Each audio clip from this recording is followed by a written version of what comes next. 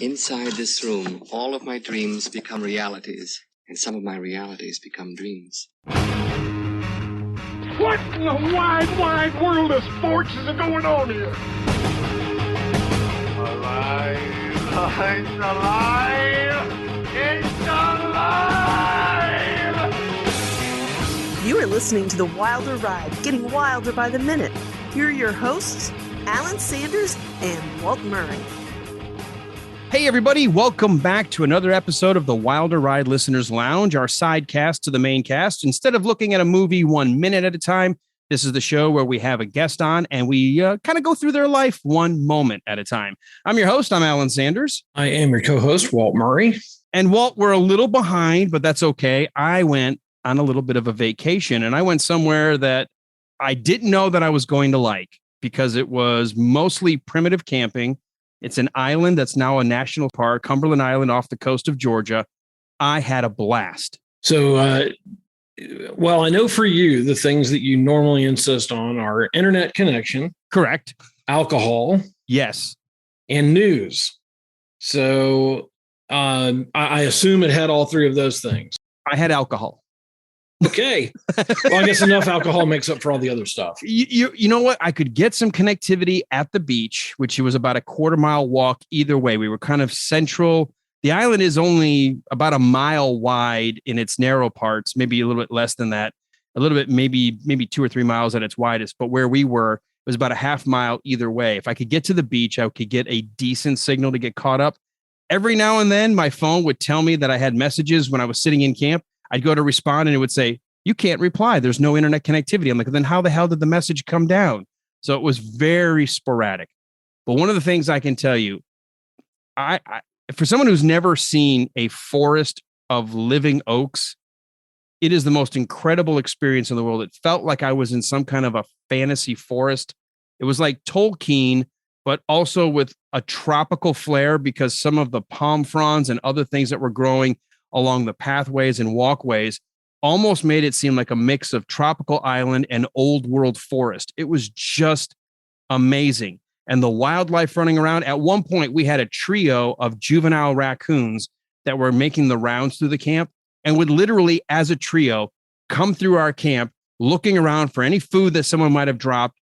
No fear of us, just walking around and then moving along, usually twice a day. At one point, we actually stopped, got on one knee, and they came within inches of us just looking at us. It was the coolest thing.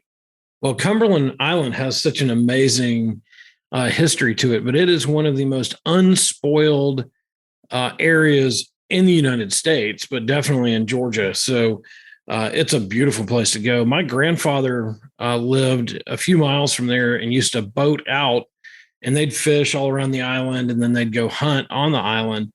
And they have had all kinds of wildlife there over the years. And they even tried the monkey experiment there. They tried to plant a family of monkeys on the island, but they all died because they filled their guts full of pine straw.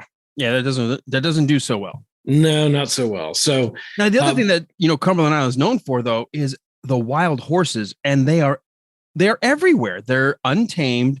They were horses that some people believe were brought over in the 1500s and then abandoned. And some people believe that the Carnegies that had at one point properties and built some mansions on the island, that when they decided to leave and they decided to either roll it over or it became national park, let the horses loose. But they are totally in the wild, out to fend for themselves. And it's amazing. You can just walk through a forest path, and all of a sudden you hear something, and off to your left, there's 3 or 4 horses just walking around, grazing, just doing their thing.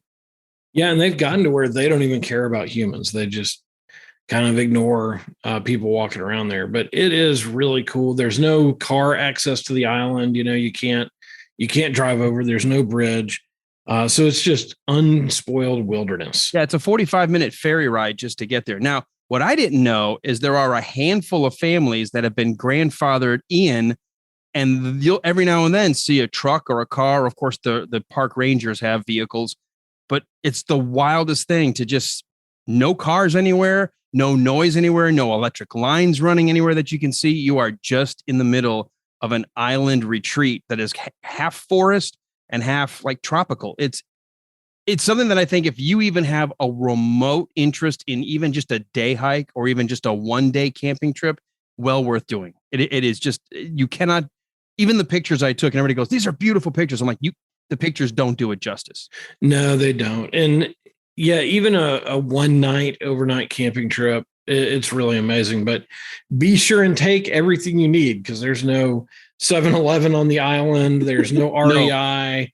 You're on your own. Nope, you got to bring it all. We brought a couple of hiking backpacks stuffed, and then we were able to bring some wagons, a couple of the beach style wagons, and can load up our tent and some other things. So that made it a little bit easier to haul our gear, but you're still hauling gear for us, it was about a half mile from the dock all the way to our campsite. So you got to recognize you better be physically fit and do some walking. Yeah, but it is definitely worth it. So that's what I was doing last week when we should have been recording. I was actually on the island, so we had to take a week off. What were you up to, sir, since I left you behind and nothing went on without me? Well, I was filling in on radio for you. And of course, it was quite a challenge because there was nothing going on in the news. Nothing ever's going on in the news today. I literally, when I fill in on your show, I always try to have 10 articles with me in my notebook. I got through 2 of them just simply because I forced myself to get through them because they were short, but we had FBI hearings and we had potential treason by members of the military and we had other things. I literally could have talked for 10 hours that day. Yeah. So, and then to combine with it, the gremlins got fed after midnight and splashed with water, and you were dealing with a huge amount of technical issues. I felt so bad. I felt so bad because Kevin Pate the night before was saying, the one night I thought I can handle high school football in your absence, everything's going tango uniform. I thought they would have gotten it fixed for you. No. So you had to deal with that. When I got there, I was setting up and getting ready to go. And this isn't going to mean anything to anybody, but you have to set up your commercial blocks and you have to do all this other stuff. So I start setting them up and I'm getting all these error messages. And then I get a call from the station manager who says, hey, which board is plugged in? Is it the one that you've been trained on or is it another one? And I'm like, oh, fantastic. It's going to be one of those days. So anything that went wrong, I just blamed on technology. So it was great. It worked perfect. Perfect. Why not? Yeah, it's not your fault. I mean, hey, do what the kids do today. It's not my fault. Well, and whoever had plugged the board back in, they literally there's Georgia News Network and Fox News. One goes at the top of the hour, one goes at the bottom hour, and you have to hit the button. They had the buttons programmed wrong. So the one I thought was going at the top of the hour, I'd hit, nothing would happen. So it was a constant, it was insane. Well, I promise you this, I'm getting ready to go to Helen, Georgia in a couple of weeks for Oktoberfest. You're going to be covering for me again. I promise the gremlins will not be fed. There will be no water anywhere in the studio. Well, the good thing is now you really trained me right by just leaving and letting me figure it out on my own. So now I think pretty much anything that goes wrong, as long as the power's on, I'm going to be fine. Easy. I said, Walt, fire, Walt, meet fire. Go. Boom, you're done. Yeah, worked out perfect. So, well, one of the things that we're chatting about, because you covered for me on radio, but, just get back to the ambiance of the atmosphere of the island. We are going to have a guest join us, and actually a pair of guests, a voice that we had with us when we interviewed a pair of them from Pod Clubhouse. We're going to have Caroline Daley joining us, but they had a contact that they thought we would enjoy talking to. And it's going to be a chance for us to talk to someone who is very aware of how important it is to create the atmosphere, the ambiance, the setting with which you tell your movies. Your set decoration is a huge part of helping to tell a tale. So I am really looking forward to bringing Beth Kushnick to the stage. So before we do that, you got anything else you want to add? No, I've been looking forward to this interview for a while for that reason. I've gotten fascinated with the behind the scenes stuff in movies. So I'm really excited that she's coming on tonight. Well, we'll get her to go through some of her, the litany of the things that she has done. It is actually incredible, some of the stuff that she has on her resume, some of the shows she's worked on, some of the films she's worked on, and thinks of herself as a storyteller through the medium of set decoration. And I could not agree more, having been involved with theater for many, many, many years, and then film and independent film. So let us welcome now to the stage, coming back from behind the curtain in the green room, we have Beth Kushnick and Caroline Daley. Welcome to the Wilder Ride. Hey guys, glad to be back. Thank you for having us. So Caroline, I'll start with you quickly. You guys had made the initial contact with Beth, and you reached out to us and said you thought she'd make a great interview for our show. I do, because you know what? I know you guys love entertainment. I know you love the entertainment industry, and you like to know the ins and outs of like how things work. I know you guys have big brains and whatnot, and you like to just like learn it all, right? And so Beth is your girl. She is my co-host, and she can tell you all about the podcast. But she is fantastic and just so interesting. The story she tells, every time my mouth is just like agape, which you guys know that takes quite a lot. So it's exciting. Beth, your resume starts back with 35 years plus in the industry. So we always do this when we bring a guest on for the very first time. We like to put the DeLorean up to 88, go back in time and say, at what point, Beth, did you decide that a role somewhere in the storytelling, film, theater, whatever track, what got you into the path of becoming a set decorator? Well, we're definitely dating me and my work, but at this point, I have to say I'm pretty proud of my track record, having lasted in the industry so long. I think I started really young, actually, having grown up in Manhattan, and my mother was a press agent and had some really famous clients. And so I was very well aware of the industry as a kid. I was always interested in art and attended Syracuse University and was a painting major. And in high school, loved theater. As a matter of fact, I am still to this day the closest of friends with my high school English teacher, who was also the theater director, and she gave me a chance to be her assistant director. And I think it all kind of formulated then when my friends were all going the math and science route. I sort of veered off in my path and just always really loved the medium of theater. And I was definitely, my bent has and always been being kind of a visual person, and it just sort of took off from there. I started in the theater I was a student at the National Theater Institute, which runs a semester program for a really professionally based, very intense program for college students who were interested in theater. And again, there amongst my friends who I'm still friends with to this day, I was the only designer, or the only one oriented towards that aspect of the theater. And I followed my playwriting professor from there, and one thing led to another. I had some jobs at the WPA Theater doing some stage management, and then I landed on Little Shop of Horrors. So that, again, interestingly enough, is a group of us. We just recently in pandemic times had a reunion, a Zoom reunion of, both in front of the curtain and behind the curtain, which is incredible to think about all those years ago, cutting little spores for the plant. And I've always been interested just in any kind of visual medium, and also with creating creating things with my hands and, kind of diving into theater in that way. So that's what really got me started. One of the things I got my start in the creative side was more theater acting, and then eventually got involved with directing and found I had a propensity towards set design. I say, okay, what does this set need? How can I create a architecturally interesting set?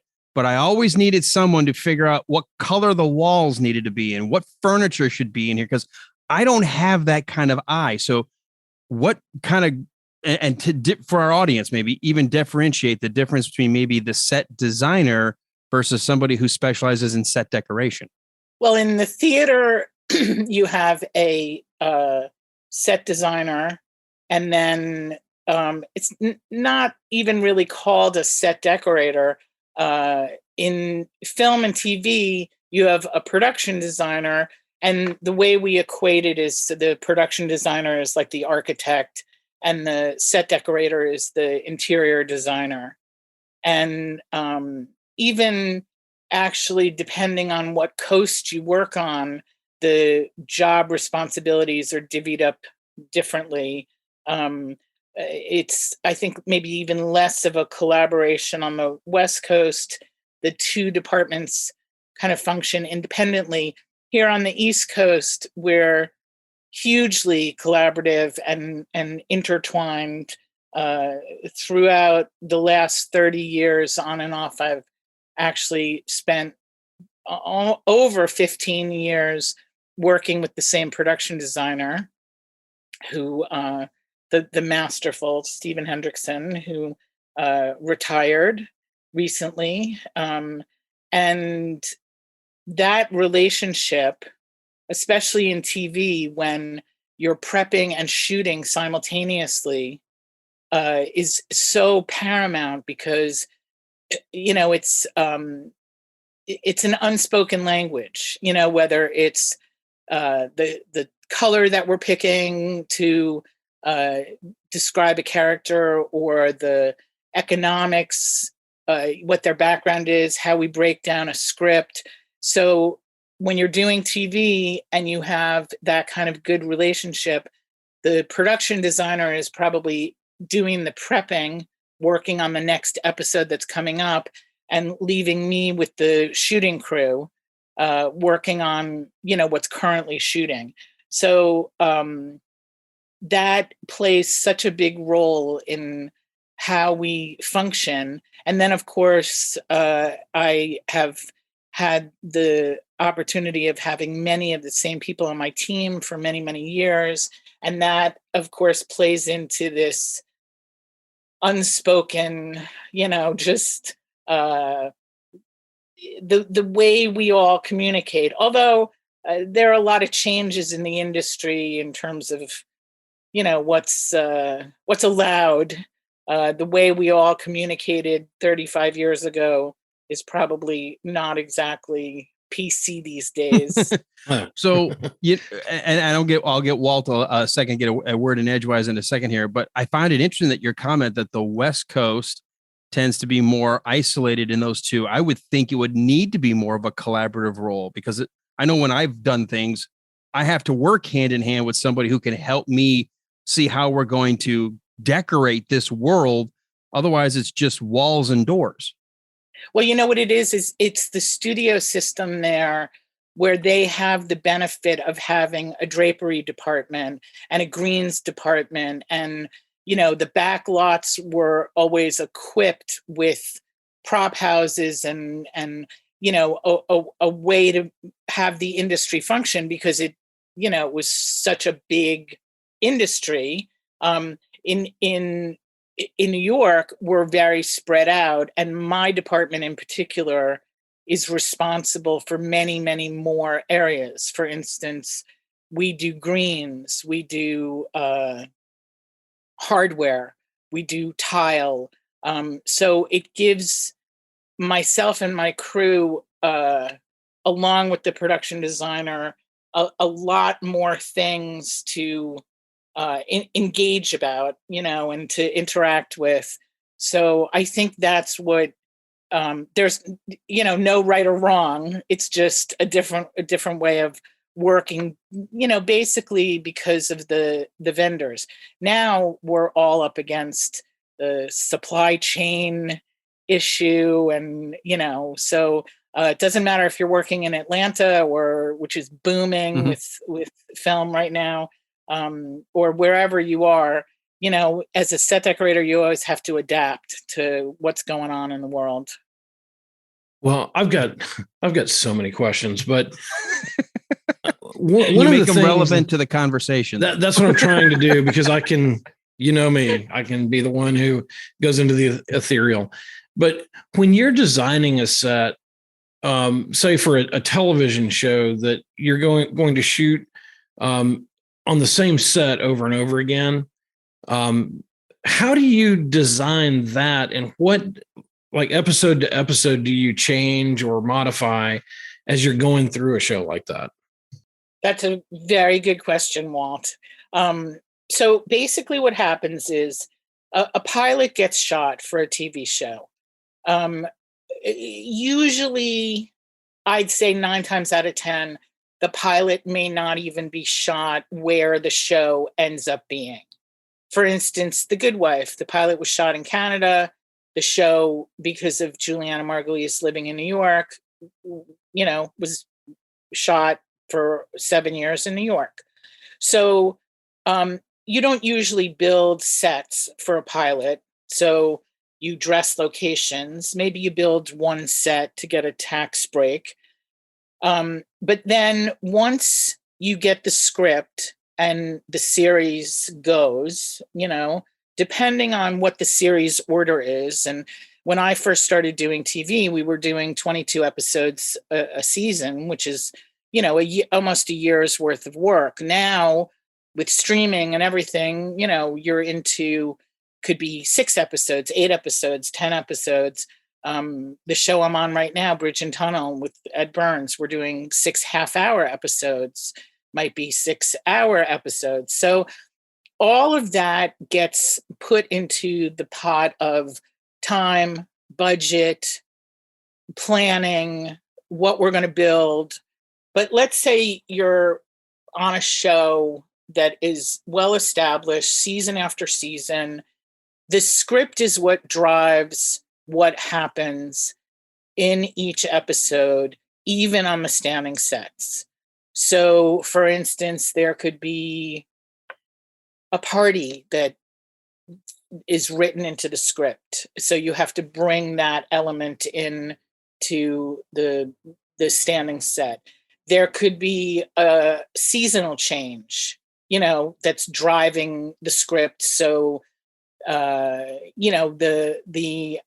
extras and the actors are dealing with coats and hats, but I would also like to reflect that in terms of maybe what the floral arrangements are. There's a lot of script-driven concepts to use the standing sets, because you want to be able to shoot probably 3 to 4 days inside, meaning on your standing sets, and then the rest of the time outside at location. So we're always looking for an opportunity to, punch things up. It is always driven by the script, but sometimes we sneak a few things in, like, we find some great lamp or something, and like even here with Bridge and Tunnel, we went over with the director of photography, how we were going to punch things up, because last season we were the first show to shoot in COVID. And we were running to just be able to do a period show. And this season we decided we wanted more layers of life, top layer of life. That's my big thing, always has been, creating these stories of these characters. Sometimes you have a standing set for an entire season and they never open the refrigerator, and all of a sudden we're shooting a scene in the kitchen and you got to dress the fridge.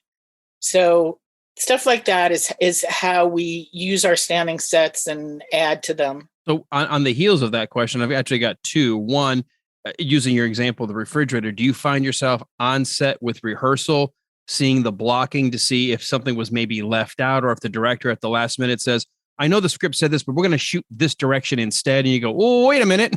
We got to dress that corner. And that's the first part. Part two, with the advent of so many CGI painting in of backgrounds or scenes through windows, do you find yourself, having evolved in the industry, having to learn where green screen can be appropriately used to decorate the set? Great questions. I usually like to provide the world for my director. So, even though, like right now I'm working with Ed Burns, who is an extremely nimble, accommodating director who might say, we're never going to see over there. I hate that statement because, after all these years, I know what the camera sees and I know what the camera wants to see. And it's a kind of instinctual thing where, that's why we dress a room and I'll move around that room and sit at a desk and, kind of do everything in both a visual way to get my camera eyes on, for lack of a better term, and do things in like an ergonomic way. One of the biggest lessons I feel like my set dressers have learned, is like you're sitting at a desk, the phone has to be close to your hand. So, where things get placed and what looks real and what looks touched in a real way is very, very, very important to me. Authenticity, especially when you're working on a period piece, very, very important to me.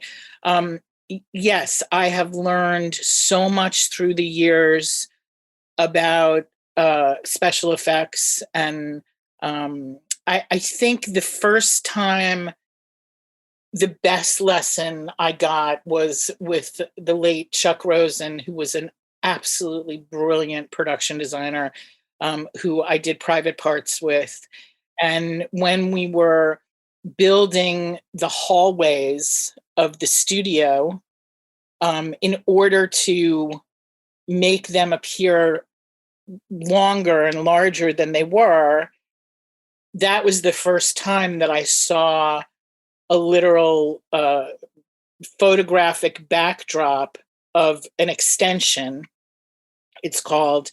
So instead of it being a real door at the end of the hallway, it was a backdrop, an extension that just made it look like it went on and on and on. And I pretended to not be so stunned and that I kind of really got the whole thing. But honestly, until I saw it really in front of me and then on the screen, I never could have imagined, what kind of opportunities special effects give us. There was a time recently when they were talking about, especially at the onset of COVID and how the film business was going to work, was that we might return to work literally selecting lighting and furniture and pieces from a computer generated bank almost. And that's how we would go back to decorating. Wow. So it's like building your IKEA kitchen. Right. I don't want to give anybody any ideas because I don't ever want to do that. Sit in front of my computer that way. No. Yeah. So hopefully it won't come down to that. Now, what about in terms of like maybe science fiction stuff you may have worked on, or maybe more crazier or mysterious things where maybe you've got to have green screens in places for windows or for monitors or whatever? Does that factor into the set decoration? Oh, definitely. For Evil, we did a Field of Wheat, for which I sent set dressers upstate New York to harvest. I mean, I can't even imagine how many pieces of this dried reed that we built trays for, and then we shot that whole thing in front of green screen.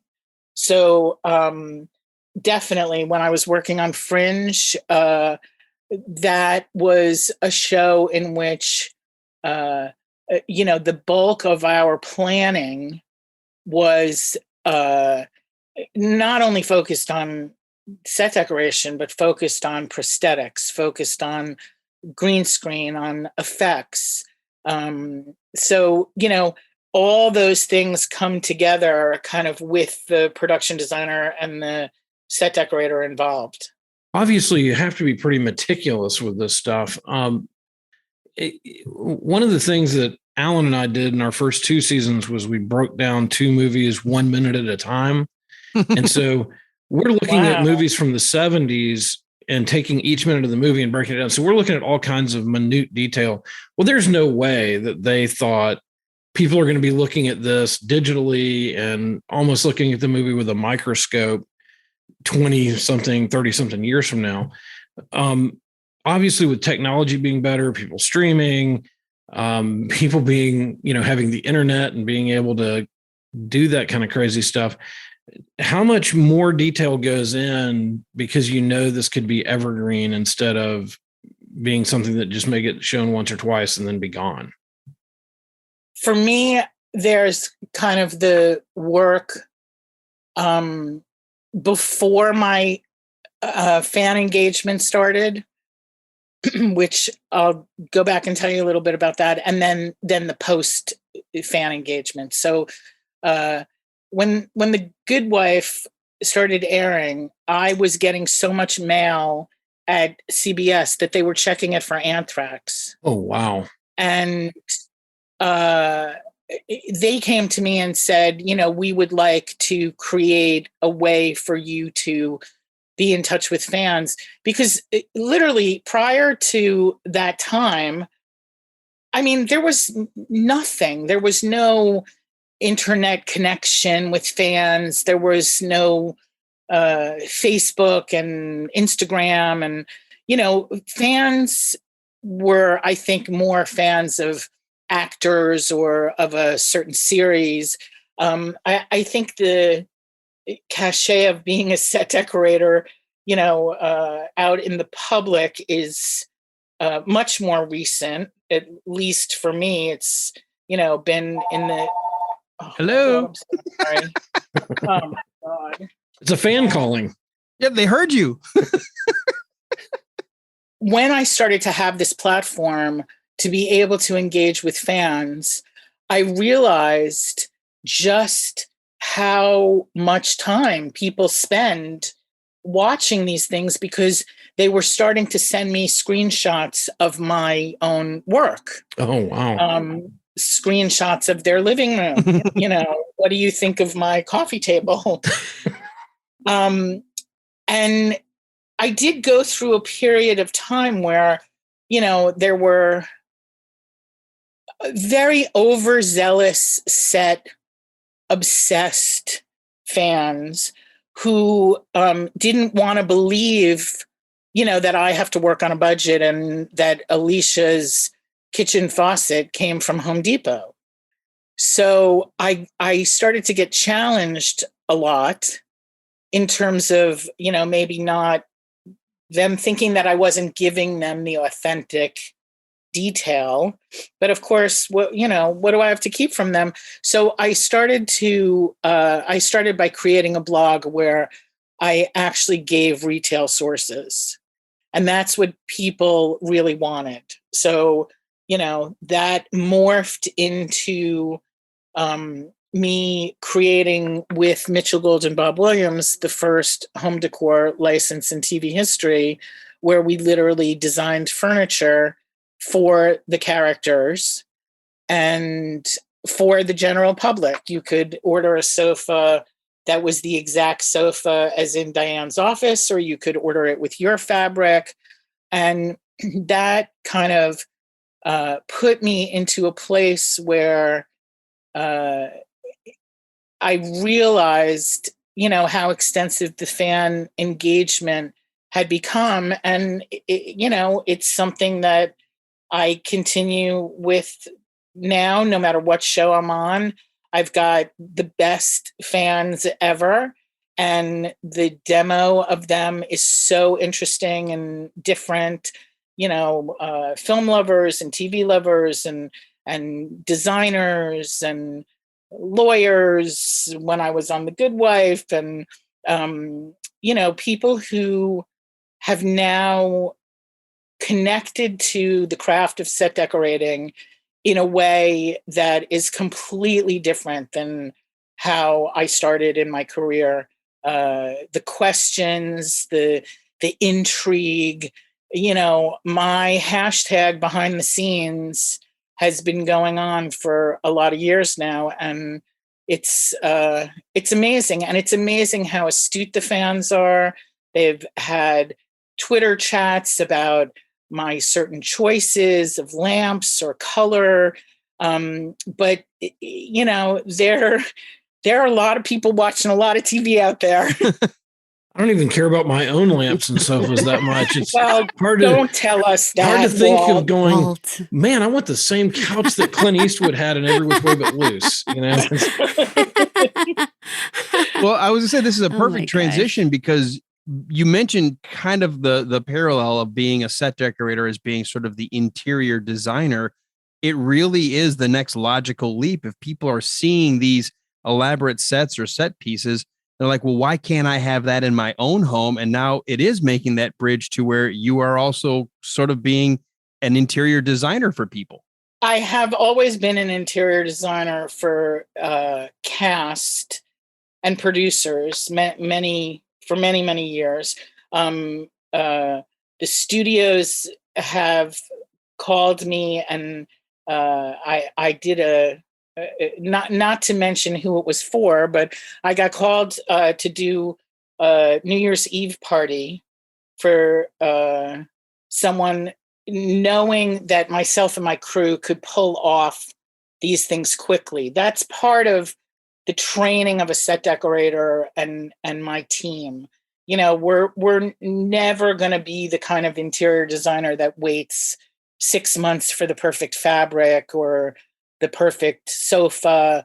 I just did an apartment where we literally took a sofa from the Mitchell Gold warehouse because it was the perfect size and the perfect frame, and reconfigured it and reupholstered it, and it's the perfect piece. Now, a lot of that has to do with not being able to get product right now. It's amazing what the whole home decor industry has become during COVID, and us all being based at home has made a lot of people, maybe not Walt, but a lot of people think about their home furnishing. Walt, you ruined everything. I only have so much brain space, people. I mean, I try to care. I want to care. But you know what? There are people, and like I mentioned myself, when I design sets and things, I don't think of how I'm going to decorate the place because I don't have that decorator's brain. I have a friend of mine who's into real estate, and I've told her, I'm like, you could very well be a full-time interior designer. She sees the potential in places. She sees colors and textures and fabrics, and she teaches people how to rearrange the room for more space and more light. And it's artistic, but there's also a science to it to make it flow. And when you have a knack for it, it's just amazing what someone can do for a room. And it's obvious that that's something you bring to your sets, Beth. I agree with you that it is a science. I mean, I think in the film business, it's sometimes I refer to myself as an air traffic controller because it's hard for people to understand what goes into literally just doing one set. The manpower, the trucking, the selecting of the items, the budget, all these details that have to come together so quickly. And sometimes in the film business, it's not the decorating that's the most important. You want to support the story. You want to make sure that in a TV show, an actor doesn't have something growing out of their head or their ears. The right artwork is important. For me, lighting has always been a huge, huge love of mine, an issue to, how to set a mood and create a certain tone.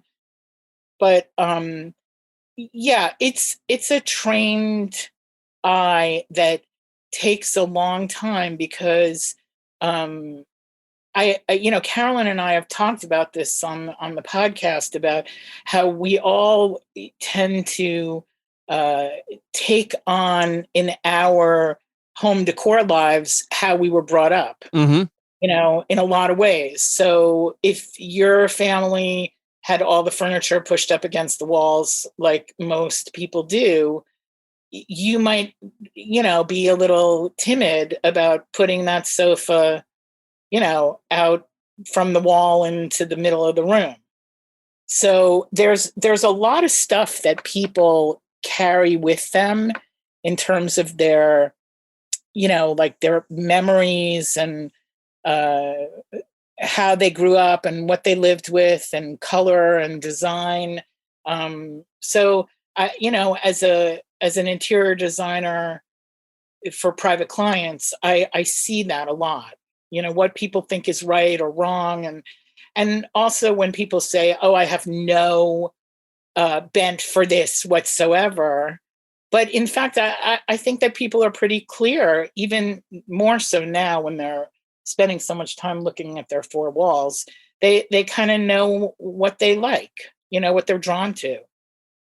Yeah, sure. And I think that people, even like me, would tend to go, "Oh yeah, I'm pretty open to anything. This isn't a priority for me."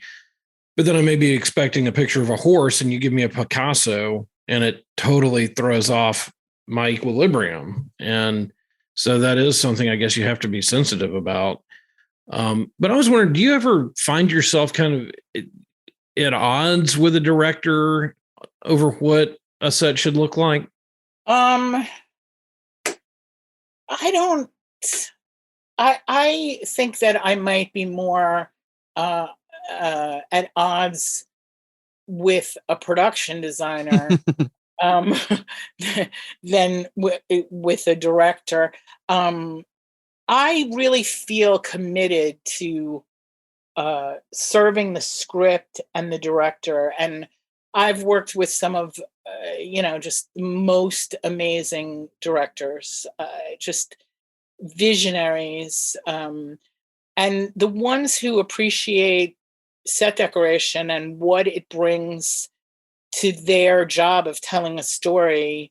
The collaboration. I mean, there are days when I open a set, where I do get involved with a director, depending on who it is and how they like to work, and they'll take me and bring me around the set, and we'll go through every shot, and they'll use their fingers to point like the camera would point, and you really start to see their wheels turning and their vision. And I love that, because then I get to say, "See ya, on to the next one," because I am not someone who likes to be stuck on set. So I kind of have the best of both worlds. I'm advancing the company. I get to work closely with the directors and the actors. I love opening up a set where the actors are really involved and excited, for their bedroom or whatever it is. It's great. Let me ask you this, because you probably have worked on set as well as created sets. Which do you prefer? Do you prefer the warehouse or the studio where you've got all of your walls and then you can kind of go from room to room and create all these different locations within a very set small studio? Or do you prefer decorating an actual on location house or property or whatever's been picked to be in the real world? It's 50-50, because when you're on Fringe and almost every location you're going to is filled with asbestos, that might not be like the greatest place. Not a good working environment. The creepy basement. Sometimes my team will say, we'll deal with this location. You're not going to like this, but I mean, listen, I have shot in bizarre places. I can tell you that I've spent a day dressing a prison cell and a funeral home. So I kind of like working on location because it gives me some of my best memories. Growing up in Manhattan, I've turned places that were one thing, that I always related to growing up, a bank, a clothing store, into something completely different, So after all these years, I have a lot of, sense memories of certain places. I love the process of being on a huge stage when my turn happens, because it's first construction. Well, first it's design, then construction, then scenic with wallpaper and paint, and then comes time for the set dressers. We're always up against it because after us, we're shooting. But, when it's planned out and you have that time to just try a piece and it doesn't work, and I always have this frustration of, okay, those walls were built. It's a queen size bed. I can't get two of the same end tables on either side. This completely sucks today. What are we going to do? And, that's how we start the day. And by the end of the day, it looks great. And, we problem solve minute by minute. So that part of it, I love. What is the most challenging set for you to design and dress? I'll tell you, each show's got one. Each show has one or more. There have been so many. I don't know. There are some days when I just feel like I can't get the floor plan. I have a very kind of rigid way. My crew knows, put all the artwork and the smalls and the window treatments and everything off the set. So we always start with the floor plan. And, there are days when that is hard to accomplish. But then, you just keep layering and layering. I'd say it's hard when a set sucks up set dressing. There are certain rooms where it doesn't matter if you've got, 12 running tables of small little tchotchkes and stuff. All of a sudden, I go back for more and the tables are empty. And, we're still doing our layering process. So, that's why we collect a shop full of items and we pull things from the shop and, we go out and get some more stuff.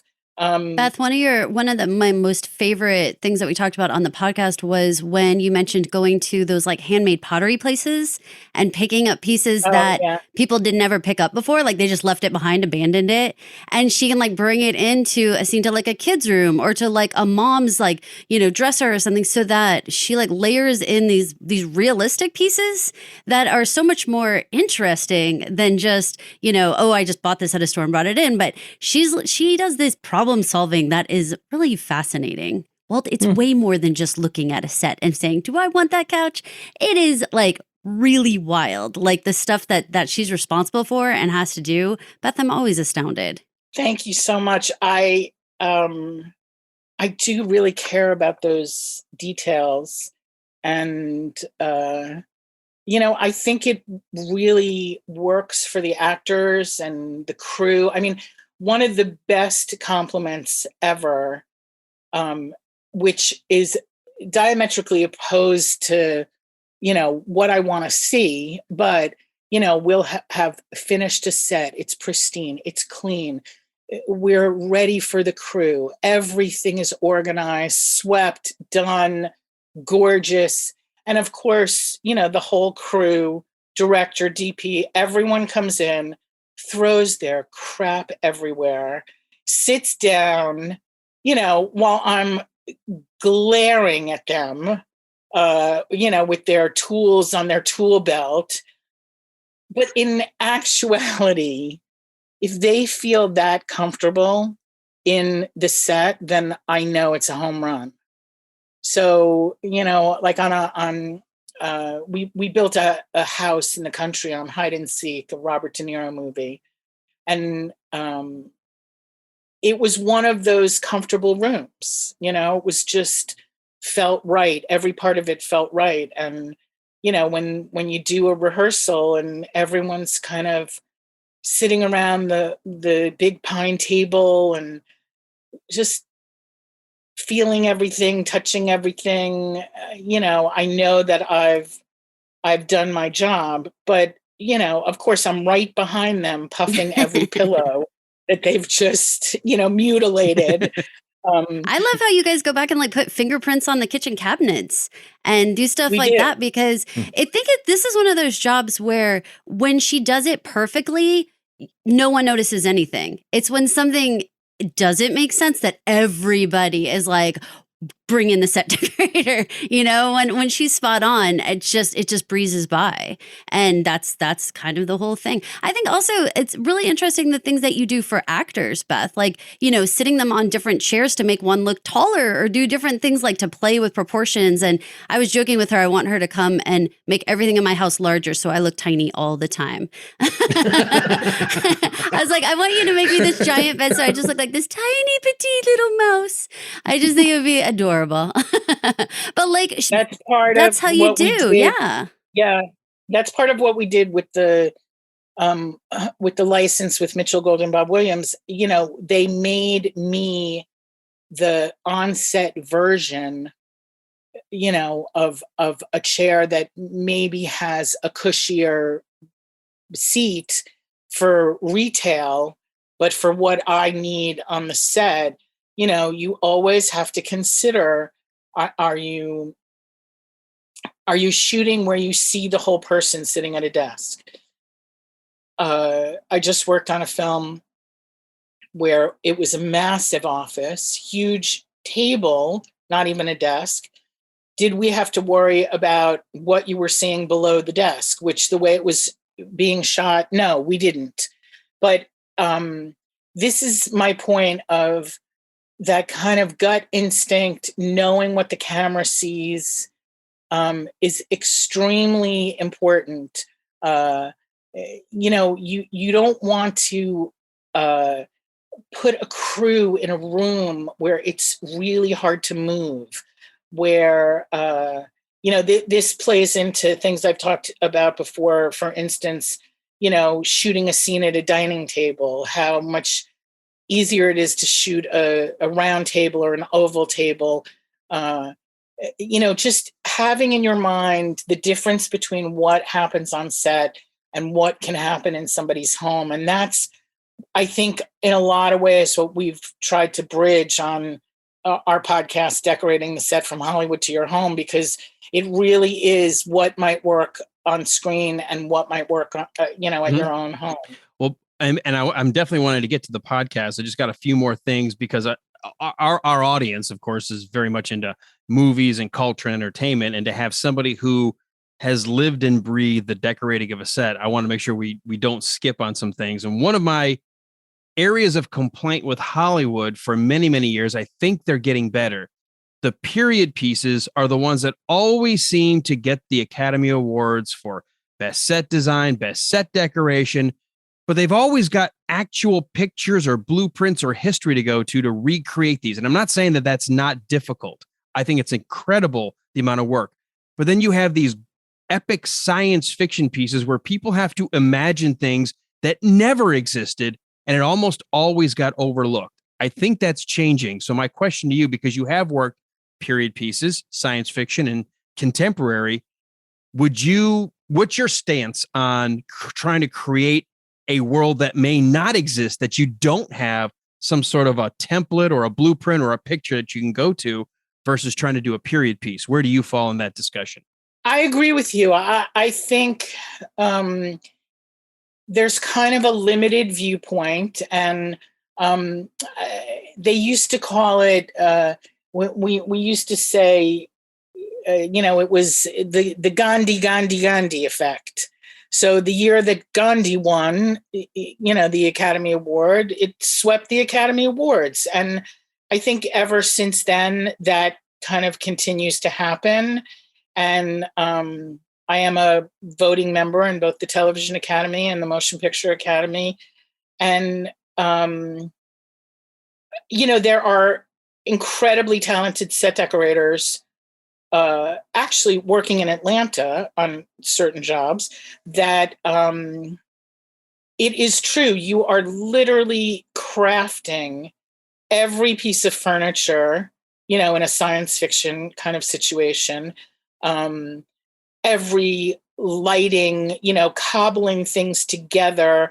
And you have to have that kind of vision, and you have to have that kind of budget. That is a big issue in the science fiction field, or trying to create something kind of out of nothing, and there are certain prop houses, there are ways to do it.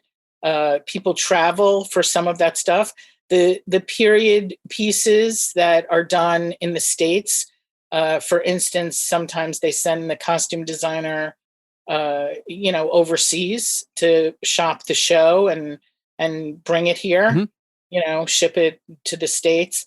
I think there's always a bent from the audience. You see it this year in The Crown and Bridgerton and, all of these similar looking shows. And the interesting thing about it is, like, especially in Bridgerton, they pushed the envelope a little bit with the period. I think if you looked at every single solitary wall and item and concept and flower and all of it, was it really period? I think ultimately it comes down to the script, the acting, the whole piece, in totality. But I do think sci-fi has a specific audience, just like the romantic rom-com has a specific audience. And I don't know really how you bridge, people's, when they're diehard sci-fi fans. I mean, we did it a little bit in Fringe. Olivia's character had a home, an apartment, a life, and literally the linens on her bed were one of the most asked about questions I've ever received. So while people were watching J.J. Abrams, monsters and sci-fi, people were also thinking about Olivia's linens. One thing about sci-fi that has always kind of fascinated me is that you might have, Star Trek is probably the one I'm most familiar with, something where one episode is shot completely in the ship on the bridge. And then the next episode, you may have something where they're in a 17th century town and they have to set for that. Are there people who are kind of more skilled at those more 17th century period pieces, and people who are skilled in other areas that you would go to for something like that? I think that you would be surprised how few set decorators there actually are, people who describe their career and their job as a set decorator, whether it's in the South in New York or LA, East Coast, West Coast. There are, set decorators are kind of in the hundreds, low hundreds. And that includes everyone across the board, people who are doing big features, who are key set decorators and big TV shows, to, people who are buyers and shoppers.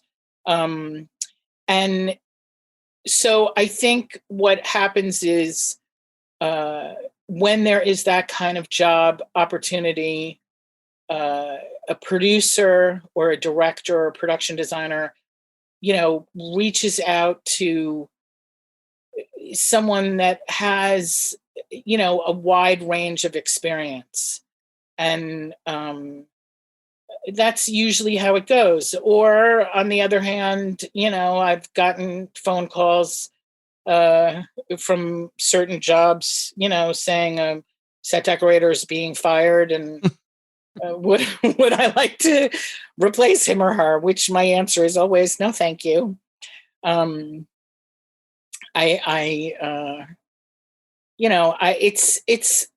It's a really hard job that people think is very glamorous.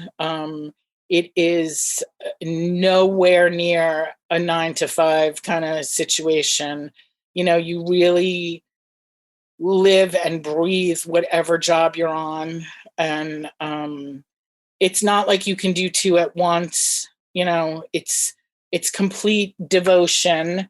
And, I think there are very, very few people who can pull off, a very elevated sci-fi look. But again, that is a place where for sure you've got a major visual effects team. Well, let's go ahead and roll toward now you and Caroline coming together, because you mentioned earlier doing a blog, which was initially talking about some of the things and where you buy your pieces, but eventually it led, or at least your evolution of discussion led to talking about it in podcast form. So talk about how did you, first of all, how did you and Caroline bump into one another and decide to create a show called Decorating the Set? I like how you say that. Like, how do you two women exist in the same plane? That's the beauty. That is the beauty of our differences and our similarities. I teach Beth things like, it's fall, y'all. And she's like, what did you just say? And I'm like, that's what we say here. Actually, it was our producer, Mike, who joined us together because he had interviewed Beth for one of the shows she was working on as a set decorator. And he knew my affinity for interest in amateurs decorating and whatnot. And more than that, I think Beth and I share a problem-solving brain, basically, that we're real interested in trying to make things work. And I think that's about how we really drew together, right, Beth? Would you say? Yeah, it was a really interesting scenario where I had done this interview about some artwork that I had rented for Evil, and we talked about doing this. I have to say that of everything I've tried, and been made fun of by my 20-year-old daughter, blogging, Twitter chats, Instagram, every single scenario that I never in a million years imagined would be me. Instagram, great, but podcasting is just, I mean, I would trade being on a set for a podcast any day. It's Beth. It's because we're so fun, though, girl. Not every podcast is the same. So fun. Yeah. Oh God, we have such a good time. Yes, they're all identical. We are. You know what? I think the main thing that Beth and I can bring to our listeners is that Walt, you're a really good example. When you said, like, I don't really get it. Like, I don't really understand. Like, I'm not watching a show and necessarily thinking about that couch or what have you. What we have found, though, is definitely people are, and they desperately want to get their hands on that piece of art or that whatever.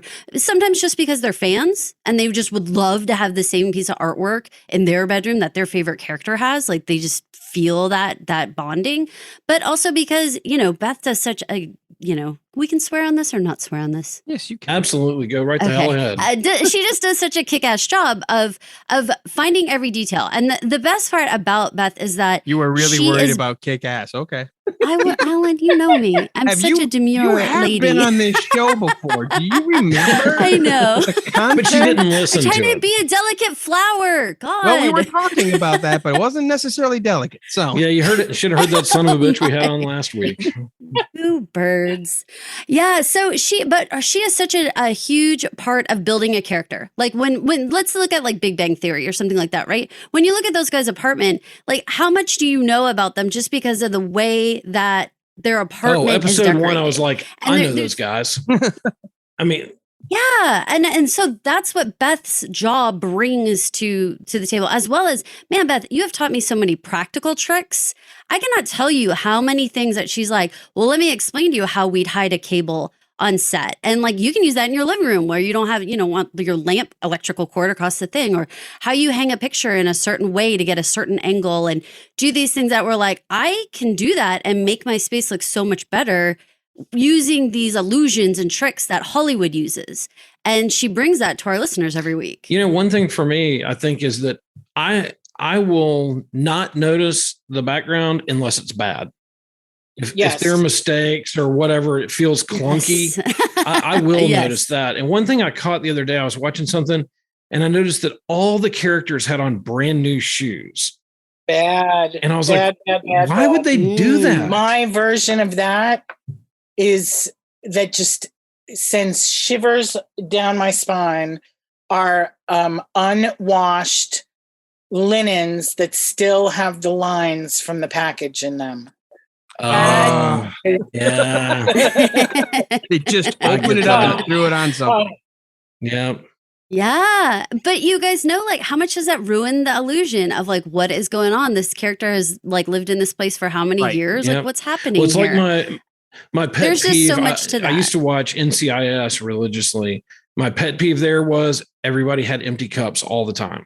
Yeah. That drives me bananas. Yeah. Can I tell you that? That is when I can see an actor is obviously pretending to drink from an empty cup, it is so obvious that there's no weight or motion of liquid in that. Really what annoying. about when you want to kill the cameraman because they left the tag on the bottom of the cup? Okay. Oh, does that just send me reeling? Oh my gosh. Beth has got so many good moments like that where she'll explain to me how we do this. And to understand the setup of the podcast, obviously I am not a professional. So I'm the girl who's like, okay, either I have a problem and I need some help, or explain to me how you guys handle different scenarios. Or amazingly, Beth brings in some of her experts and has been able to show us like what's a great store in New York City where you can go buy some amazing antiques, or how do you deal with that great heirloom item you got from your parents, but like it doesn't fit your decor now. But what can you do with it? Because you want to honor it and be cool, but it's not you, it's not a Walt. It's not an Alan, right? So Beth shows us on the show, like basically how can we manipulate those things and still have them a part of our everyday lives, be happy, celebrate them, but also, not have to just look like it's Nana's house, right? And we're also gonna, in season 3, we're already at season 3 coming up. I know, Beth. And, we're going to keep doing that with some guests. The most fascinating thing to me is that we really were talking about the podcast before the pandemic hit, but we went in full speed. And what we found was, of course, it was sort of inappropriate and, not the right time to be talking so much about movies and TV during a pandemic. but in so many ways. What else was there to do, though? Yeah, Seriously. Well, we were trying to be conscientious that perhaps we were being a little maybe shallow to be talking about a paint color, maybe, right? When people were having medical issues. And so for us, we were trying to bring that back to be like, well, but how can you affect your mood through paint color? How can you affect your kids' mood when everyone's feeling so crummy? How can you change your environment to feel better? I will tell you this, though. I think the lesson we all learned, at least, my side of the position on all of this is I wanted distraction. I wanted comedy. Absolutely. I got so sick of listening to the news. I stopped listening because it was basically the same thing every night. And I was just going crazy. So I think a show like that, where people are laughing and joking and still remembering it's okay to live, I have no problem with that. And I think it gives people back a sense of control. If you can control the environment around you, if you can feel comfortable and happy in your surroundings, the bigger world is easier to face, right? Or that's greeting you at the end of the day, right? Like Beth, we talk a lot about where do you hang your mask at the end of the day? Do you maybe put a cute hook? Deal with really the issues of now people being home. As a native Manhattanite, I talked to a lot of friends of mine who, people were saying, the New York apartments that we've been living in our whole life were not made for pandemic times, teeny apartments, because we would all, go out and sort of live our life outside our apartments. Right. But the fascinating thing is that I do think we found a way, both amazingly in the United States, and we have a huge international following in some interesting places.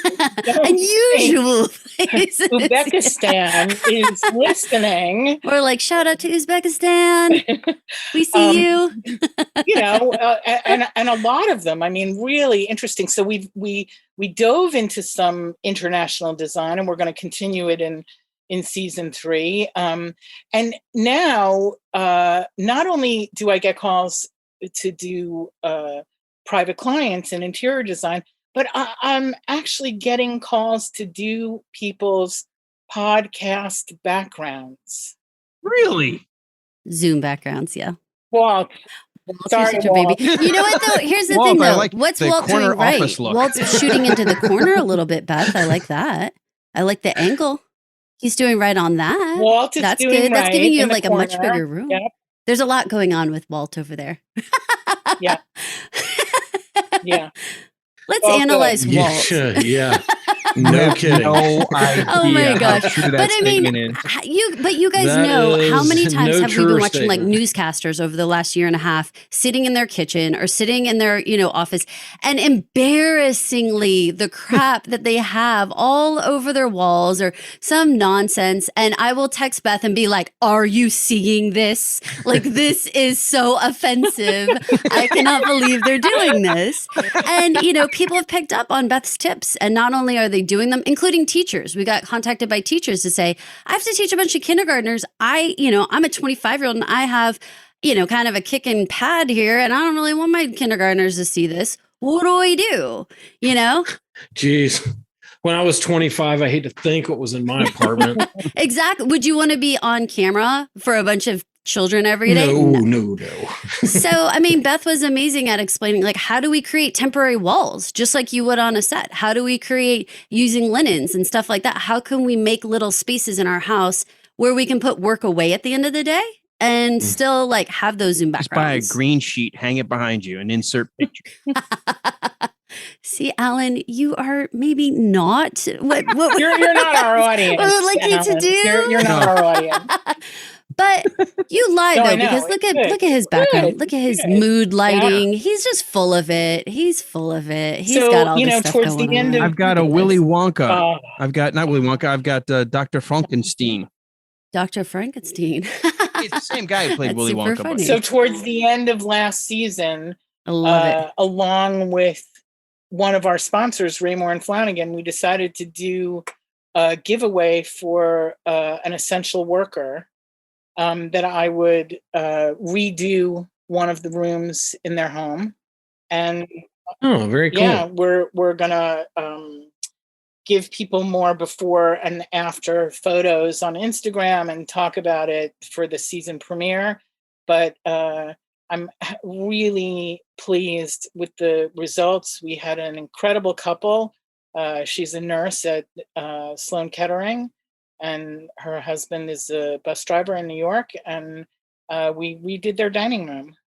And it's one of those things that like for, I know you guys care so much about interior design, but honestly, they bring their family around every Sunday. And it was important to them to have this like safe haven where people could come over and they could feel comfortable and everyone had a seat at the table and they could just be like happy with their time instead of feeling, fussy or, kind of, that uncomfortableness when you feel like you don't, it's like, don't look at my stuff. It's kind of embarrassing. And, Beth turned that all around for them. So in some ways, your podcast is almost, I don't want to say mirroring, but a lot of the HGTV kind of home improvement, home fix it up on a budget kind of shows. You're just talking about it from the real world of having been a set decorator and an interior designer, and just kind of taking the discussion to the next step, saying, how can we help you with your home? Absolutely. I'm gonna push it further, Beth, because like that's too easy. She also has this element of like, how do you order a couch and how do you handle getting into your home? And do you understand that there are actual companies that will disassemble your couch completely and put it back together for you in your teeny tiny apartment, like a walk up? Like they're like giving tips and like practical advice where it's like, there's ways to do this that you guys don't even know because you're regular home residents who just buy, at your local store. But she has access to like way more interesting retailers and prop masters and stuff who can tell you how to do it in a way that you can get what you're looking for. My insider trading kind of. Exactly. I say I'm the set decorator by your side. My years of Tetris has helped me with every move of every one of my girls from college dorms to little. And I always tell them, like, why? That's why right. the third floor? Why can't you ever find a first floor frickin' apartment? Why am I winding around these narrow staircases with 250-pound pieces of furniture? It's just ridiculous. But it is what it is, because that's what dads do. You may say we don't care about it. I actually do. I'm like, why the hell did you have to buy this armoire that weighs 400 pounds?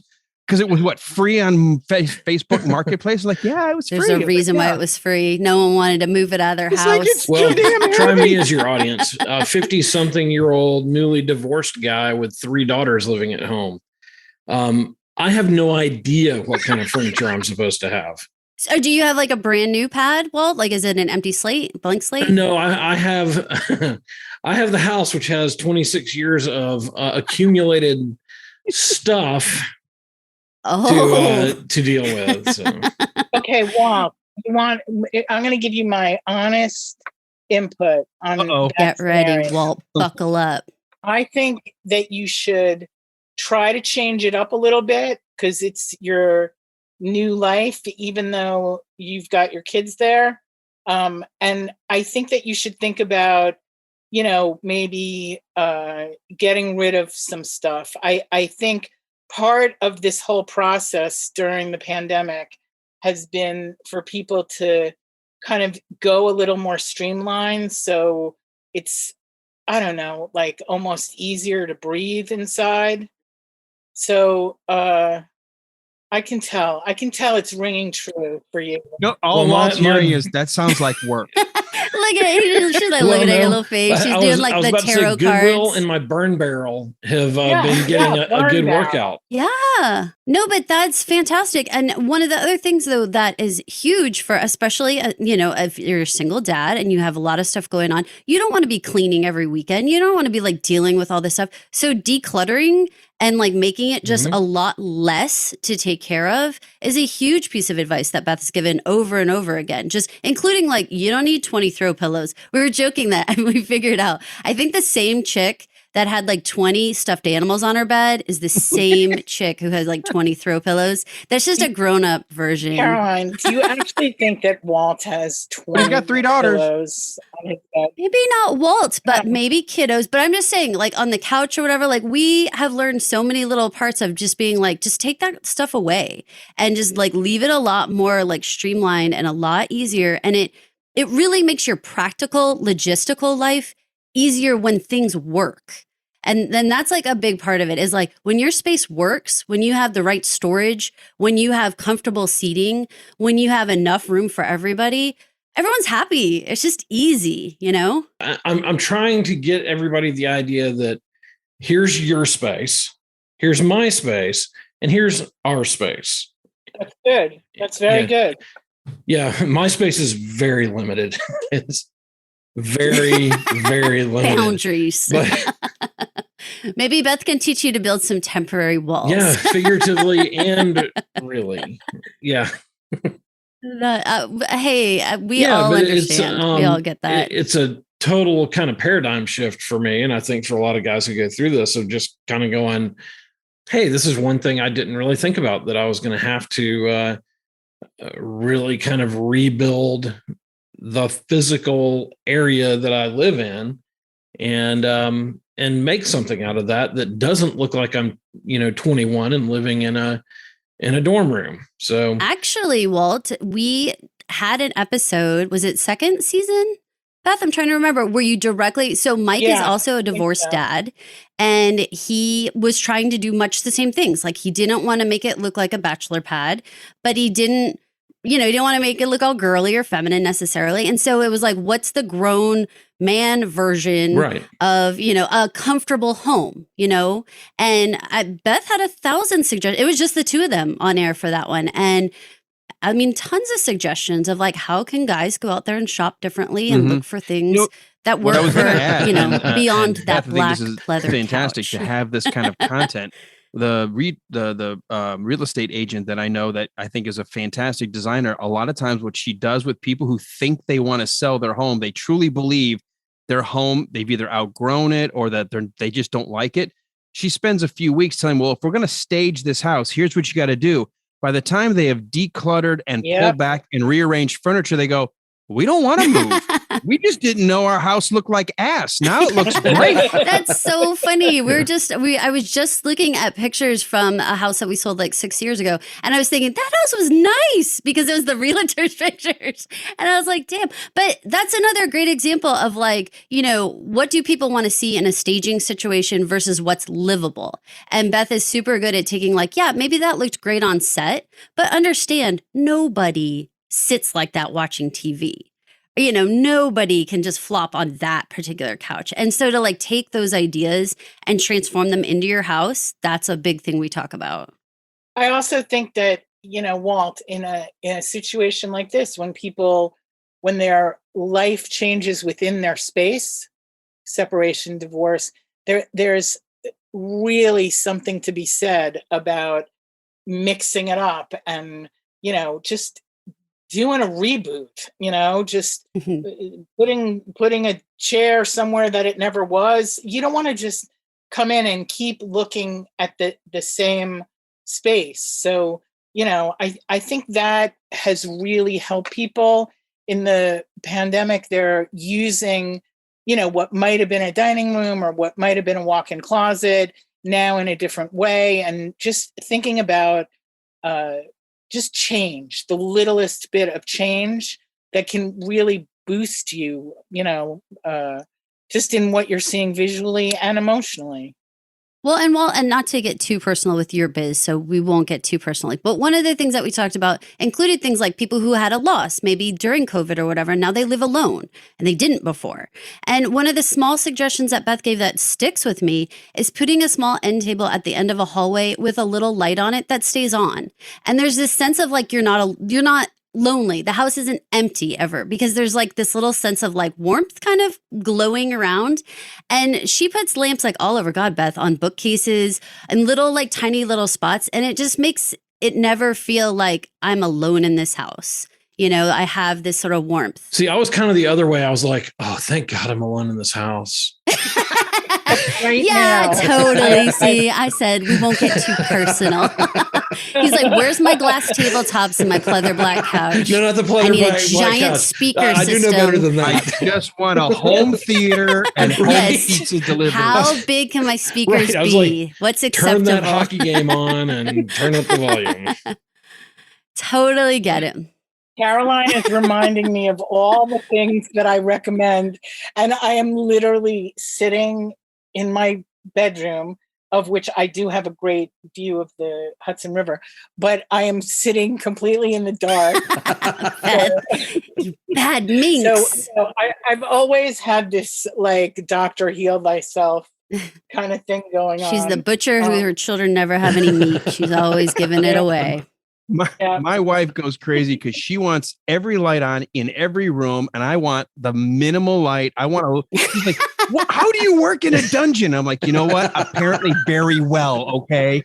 Yeah. I don't ask you to come down here and do what I do. Okay. Let me have my environment. You know, Alan, you know what we did to that? We put ours on a dimmer switch to like be friendly to each other because we're working in the same space. And so, but guess what? Bethel would like tell me how to do that stuff. Like she knows those ins and outs. Like I'm carrying my tape measure around, boys, because of Beth, because I'm like, if I see something and I want to buy it, I've got measurements right now in my notes of different areas of my house. Yeah. So that I can be like, let me check. Oh, yep. This door will totally work and I can buy it.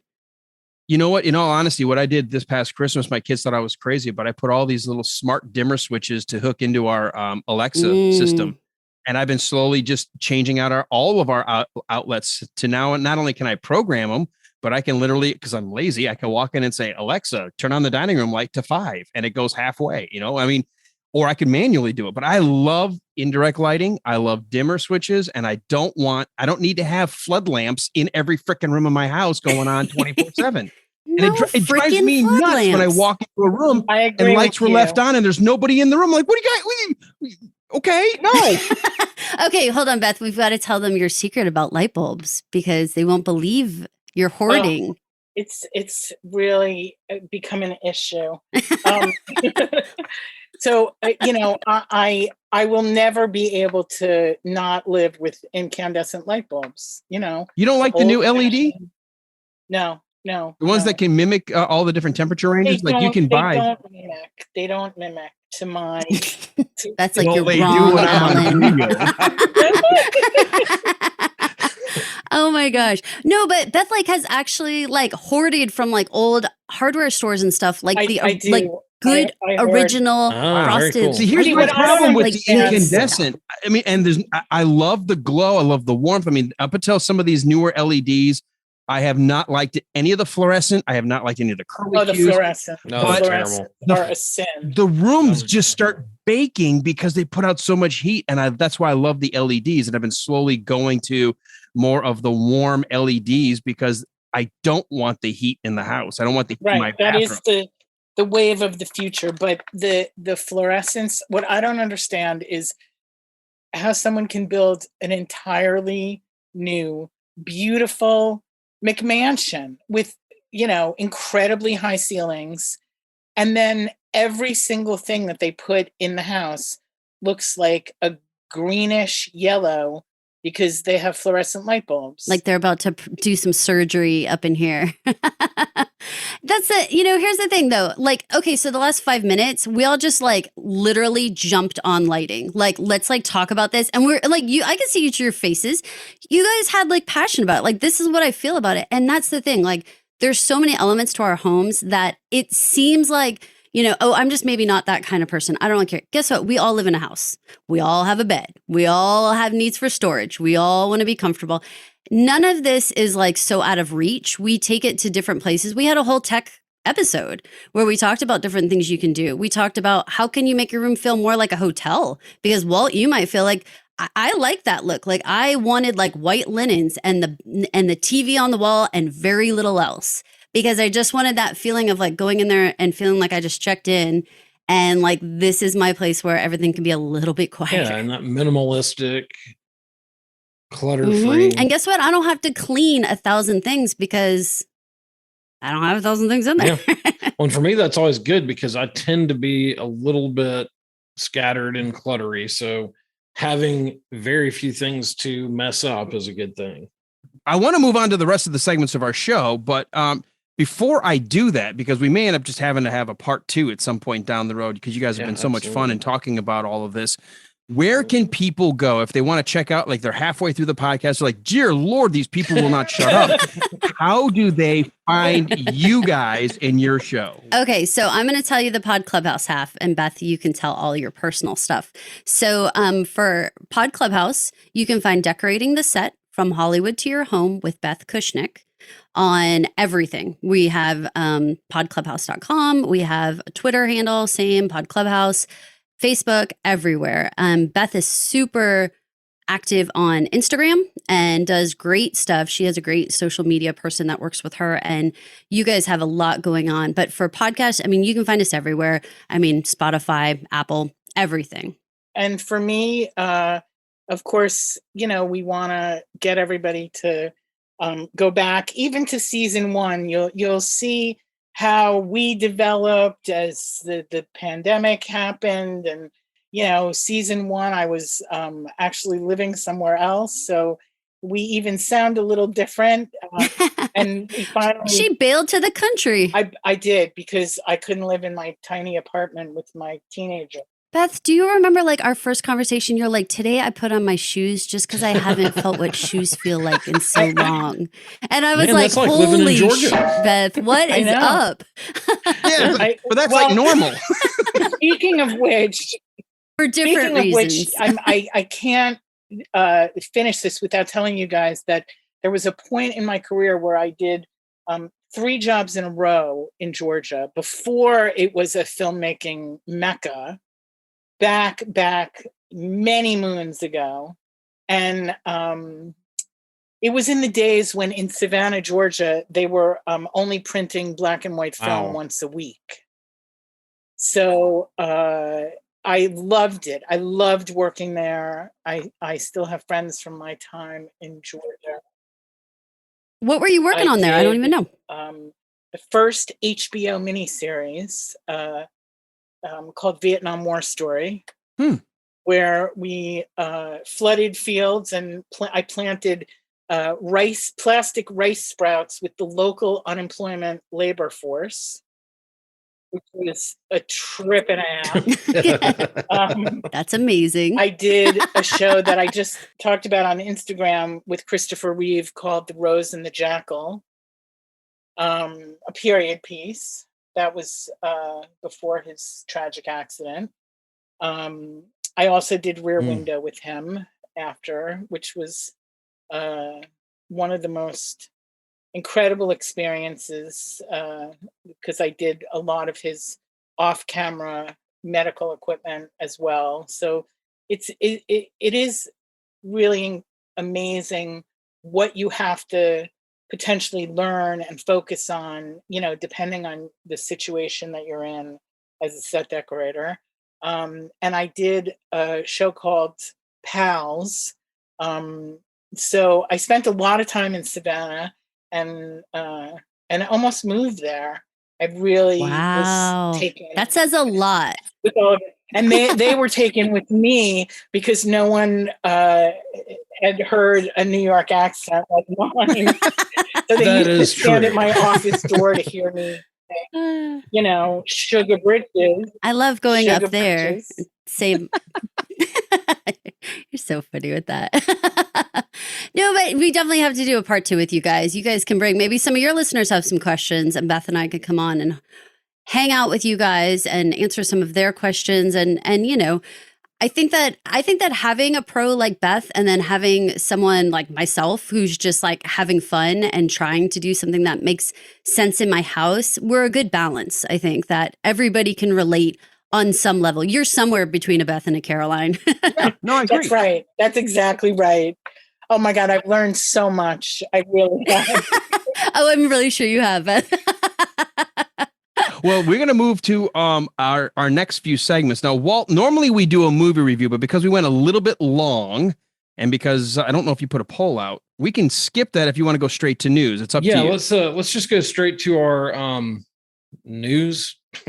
Okay, let's do that because and both Beth and Caroline said they were going to hang out for a little bit, and so let's do this quickly because we did take a lot of time, but you know what? That means you're just having a great time with the guests, and I love that. But we do have a news segment. You and I, Walt, we spend each week combing the internet for news stories that don't often get reported in mainstream sources, but they've got to be real because we read them online. It's a segment we like to call It's no bullshit.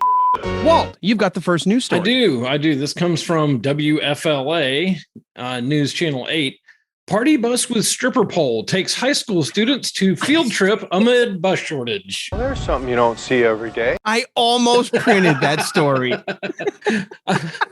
I knew this would be a popular one. I heard that one. That'd be a fun. You know where Caroline would be on that party bus. Oh, look at this. AP No English doubt. and a stripper pole. Man, I'd made the right high school choices. Yeah, I'd be regretting not studying harder to be in AP classes. Well, this is in Boston, of all places. A group of high school students in Massachusetts had to ride on a party bus complete with a stripper pole and neon lights during a recent field trip. An experience, their teacher said, highlights problems with the education system. Brutal. Yeah, no shit. Really? Jim Mayers, an 11th grade AP language and composition teacher at the Brook Charter School in Boston, said in the since deleted tweet that the original charter bus had fallen through. Mass Live reported Monday. It's a funny story, but there's actually a real bus shortage, and it speaks to major flaws in our education system, he said, adding that the field trip was, in the end, a success. Well, good. He is now The using... kids learned something, and then they learned something. They learned a lot more than they should have. He's now using the attention he's getting because of the original tweet to urge people to better understand educational inequities and other problems facing the nation's school systems. I'm worried that there is too much attention being paid to the tweet itself, or simply the fact that it went viral, instead of attending to the many systemic issues that are facing not just my students, but students all across the country. His original tweet, he wrote, was just meant to give his fellow teachers a laugh. It's no bullshit. So basically, they had a chartered bus because of a problem or a shortage. They had to go to a backup, and they had already planned the field trip. And the only bus available was a stripper pole party bus. Yes. So basically, I don't ever get that luck. I never get that luck. I would have got like the old folks home smelling, we just came back from a casino, and I'm just like, what is this? Yeah. So, instead of having the sweat-filled, nasty school bus, they got this. Well, there you go. Education takes a new twist. I've got a story here. We always talk about having a monkey on your back. This is an actual true story, though. From Indiana, a rumored monkey spotted in an Indiana city was confirmed to exist when it was finally caught on video. Do you mind telling me what this is all about, mister? Bloomington Animal Care and Control said the first monkey sighting was reported back on September the 8th, when several people reported seeing a man riding a scooter with a literal monkey on his back. Nice. Reports of the scooter sighting also were posted to social media by witnesses, but no photos or videos emerged at that time. More reports were received the following day when a man was reported to be spotted with an untethered monkey wandering around in Bryant Park. An untethered monkey? Right, just running around. I love it. I love that. Bryant Animal Park. Control was unable to verify the sightings, but Fort Wayne residents Quinta Dowdle captured video after he spotted the monkey wandering loose in the parking lot of the Town Place Suites by Marriott. Dowdle said the monkey was on the loose in the parking lot for a short time while a young man and woman worked to wrangle it into a cage. Quote, "It's just running around loose," he told the paper. "The monkey was obviously doing whatever it wanted to." Well, there you go. It's a monkey. Dowdle captured the video once the monkey was safely back in the cage. Bloomington Animal Care and Control said God. monkeys are not legal to keep as pets in the city or in Monroe County, and the agency has urged any residents who spot a loose monkey to please keep a safe distance. It's no bullshit. So obviously these monkey owners are playing some monkey business with some of the monkey laws in their area. Oh, man. Don't monkey around. Let me add a little film-related monkey story. We want to hear your monkey story. Well, I was the set decorator on the pilot, the original pilot of Y: The Last Man. although they scrapped it after we shot it and reshot the whole series. But that was one set that I did have to decorate for the main character, with the concept that there was going to be a monkey on set who, pretty much doesn't care about any of your set decorating. No, I don't imagine. Well, he's like Walt the monkey. Call her monkey. Hearing a lot of similarities here. Did you guys see that Mr. Gox story? He's a crypto trading hamster. He's no. like, yeah. So they have him run on his little wheel, and then he has 2 tunnels. And when he gets off his wheel, if he runs in one, you buy. And if he runs in the other, you sell. And he's actually doing 20% better than Buffett and the S&P 500. I was going to say, he can't be doing worse than I am. How you like that? Mr. Gox, people. You can follow him on Twitter at Mr. Gox, 2 X's. See, by having not listened to this episode, you would have missed out on such knowledge. That's why you tune in. That's why you tune in. Topics we've covered. Just wait, it gets worse. It's really mind-boggling. Walt. Well, this next story, a shaman charged with starting California wildfire after allegedly boiling bear urine. Holy cow. Wait. So this is from the New York Post, of all places. A California shaman charged with starting a wildfire. Shaman or Sherman? Because Sherman's different than shaman. Shaman. Thank you. Not Sharman. A California shaman charged with starting a wildfire that is threatening thousands of homes claimed it started by accident while she was boiling bear urine to drink, according to local reports. I thought urine was sterile. What's up with that? I know. And you'd think a shaman would know that. I know, right? Get a new shaman. Someone skipped out a shaman after this class. Story, I guarantee there will be anybody who follows this one will be getting a new one. Alexandra, whose last name I'm not even going to take a shot at, 30, faces up to 9 years in prison for allegedly sparking the Fawn fire, which has destroyed 41 homes and 90 similar structures and is threatening 2,340 others, officials said. She has pleaded not guilty. She is now being eyed for possibly starting fires across the Golden State, according to the Redding Record. As the fire in Shasta County raged on Wednesday, the shaman claimed she'd been hiking and trying to get to Canada, according to documents obtained by the outlet. She told forest officials that she was thirsty and came across a puddle of what she believed was bear urine and tried to make a fire to boil it, according to the documents. There's something just all wrong about everything you just read. Well, it keeps getting worse. She found out it was too wet for the fire to start, so she downed the water that she thought was animal urine and continued on her way. She eventually got trapped in the brush amid the inferno and had to call the fire department to help her, according to the report. She was asked to empty her pockets and fanny pack, which had CO2 cartridges, a cigarette lighter, an item containing a green leafy substance she admitted to having smoked earlier in the day, according to the fire department. Workers at a nearby quarry reported seeing a woman toss 2 small CO2 cartridges that matched the one found in her bag into the quarry. On LinkedIn, she is listed as a shaman as her current occupation and indicates that she was a doctoral student at SUNY New York for environmental sciences and forestry. An attorney for the shaman told her initial court hearing that she'd made statements to law enforcement that indicated a possible mental health crisis or something to do with drug abuse. It's no bullshit. No kidding. You think?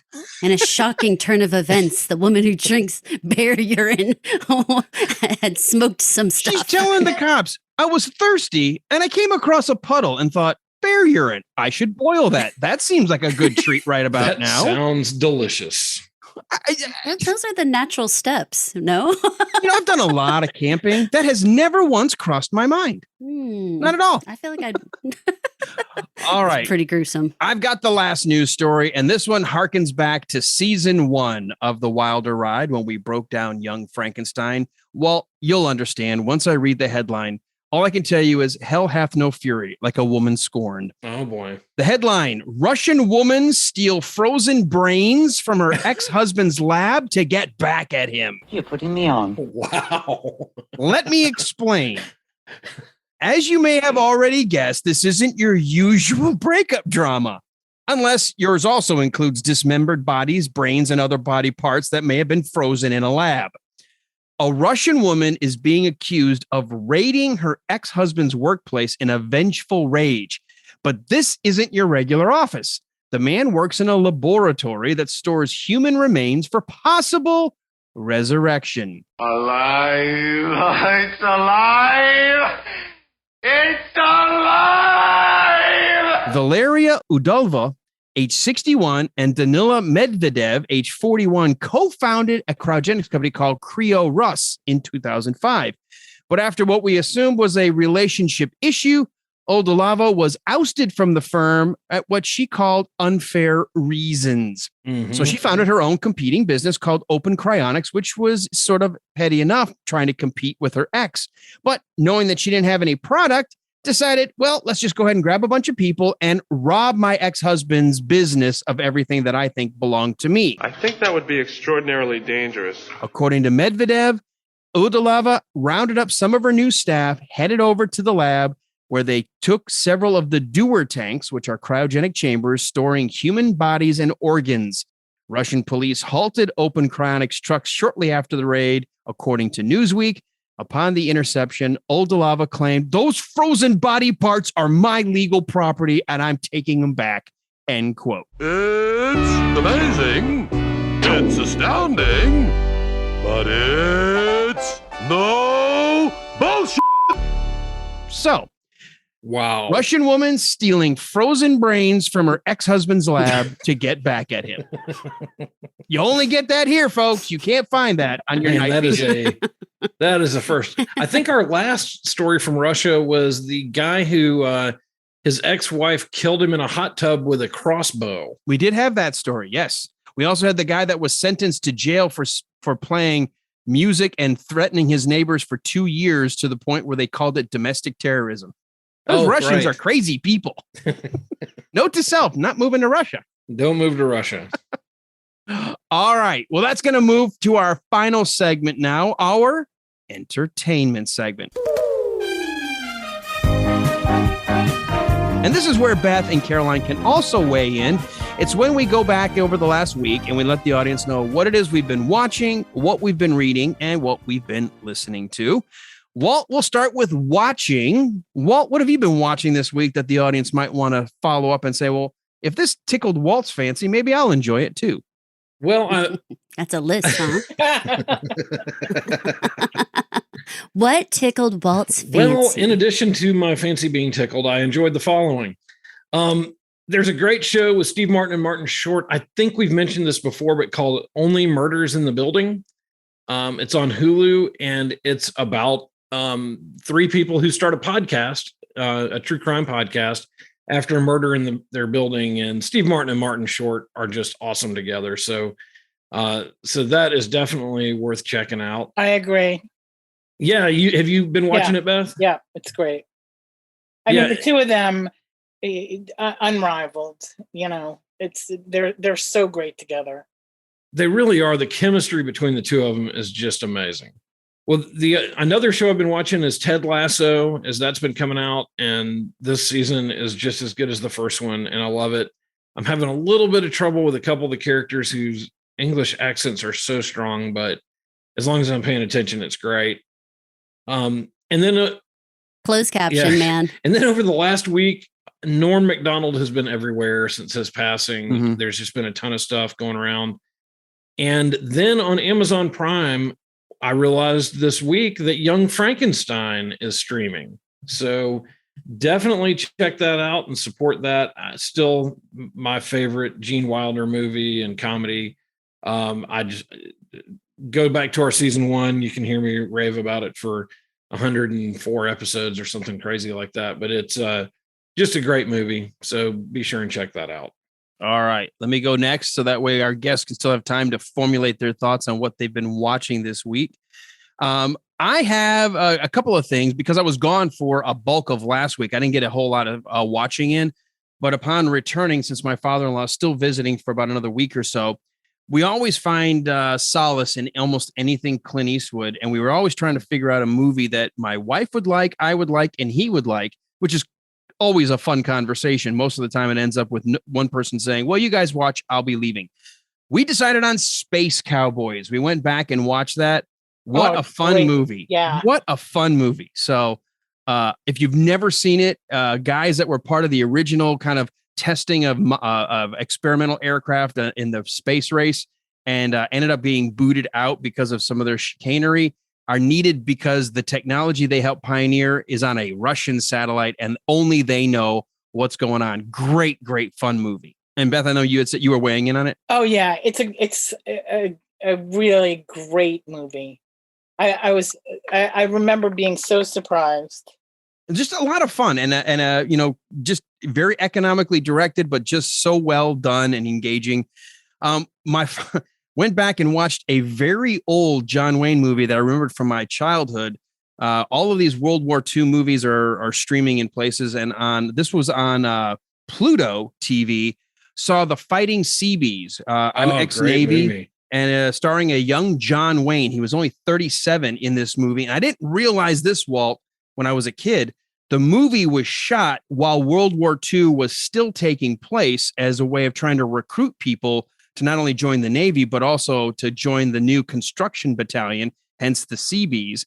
And it was a real fun throwback. It was definitely that style of cinema where you have to realize the acting is going to be different than what we expect today. The set decoration, the design, a lot of screens used in the background to make it look like they were on location when they weren't. It was different, but an interesting flick to see the Navy's beginnings of the necessary division that they call now the construction battalion. So Fighting Seabees on Pluto. And I'll go quickly with just 2 YouTube channels that I catch every single week for their reactions. A young millennial from Tennessee, Ashley Burton. She goes by Awkward Ashley, but you just do a search on YouTube for Ashley Burton. Love her reactions to movies when she goes back and watches flicks from the 80s or the 90s before she was even born. It's almost like I get to watch those movies again for the very first time, just watching it through her eyes. And same thing with Cassie. She's the host of Popcorn in Bed, another fun one where her reactions are so genuine and generally so sweet. It's fun to watch. So if you're into reaction videos, those might be 2 to check out.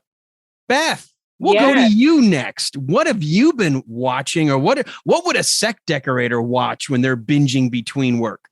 I've been binging 2 different shows. One, which is shot on location, I believe in Australia, 9 Perfect Strangers with Nicole Kidman. I've heard that was good. It's really interesting. Trippy, Beth. So trippy. It is very trippy, but the thing that just blew me away were 2 performances. One especially by an actor named Michael Shannon, and the other by Bobby Cannavale. And of the 9 Perfect Strangers, those 2 performances are unbelievable standout. I would eat Tony up with a spoon, Beth. I'm just telling you, I'm all about him. I mean, it was really. I know you're like, shut up, Caroline, shut up. No, it was really interesting. Yeah. And a lot shot out in beautiful, beautiful spots. And then Scenes from a Marriage, of which I've seen the first 2 episodes. I believe the 3rd one just aired. And that is a, heavy, concentrated, very interior based, with a fantastic, very realistic set. You just feel every moment. And, some people may feel like you can't breathe because it's just so intense. But the 2nd episode is, it's almost too intimate.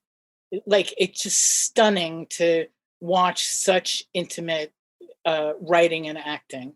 So if you want some heavy, serious stuff, there you go. There you go.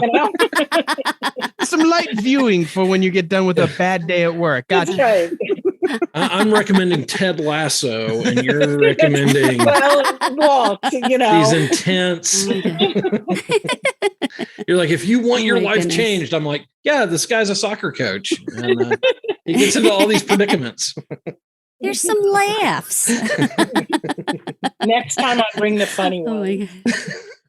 Oh my All right. gosh. Is that it for what you're watching? Yeah, that's it. All right, Caroline, you know how this works. You've been with us before. Anything you want to recommend that you've been watching? I've been around this wilder ride. Yeah. So we're watching stop. Right now over at Pod Clubhouse, we're watching Heels. This is the finale's coming out this week, and we actually just interviewed Allison Luff today, who plays Steve Amell's wife on the show, and Alexander Ludwig is his brother Ace, and it's a story set in Duffy, Georgia. I picked all my things are in Georgia, y'all. I themed it out here for you. And basically it's a family drama with wrestling in the background, basically. So a Friday Night Lights, meets wrestling, meets Georgia, if you will. So it's got a lot of stuff that Mike is a co-host on that with me, and he loves WWE. So he's bringing in like all that, and I'm all like, did you see her hair in that episode? I feel it was foreshadowing a whole situation. So we're gonna like bring that kind of yin and yang to that show, and it's great. You guys should definitely check it out. Stephen Amell and Alexander Ludwig, and my goodness, Allison Luff. She was just off of Broadway with Waitress. So she's fantastic. So definitely check that one out on AMC. All right, just the one thing for watching? Okay. Yeah, I mean, listen, I don't want to make a big deal out of it, but Paul and I are kind of amateur detectives these days, and we've been glued to the news. So we might just be driving ourselves to Florida to like find a wanted man. So that's what I've been watching on the other hand. You're going to have to compete now so with, there's a lot of that. The Dog the Bounty Hunter, so. Yes, me and Dog are tight. So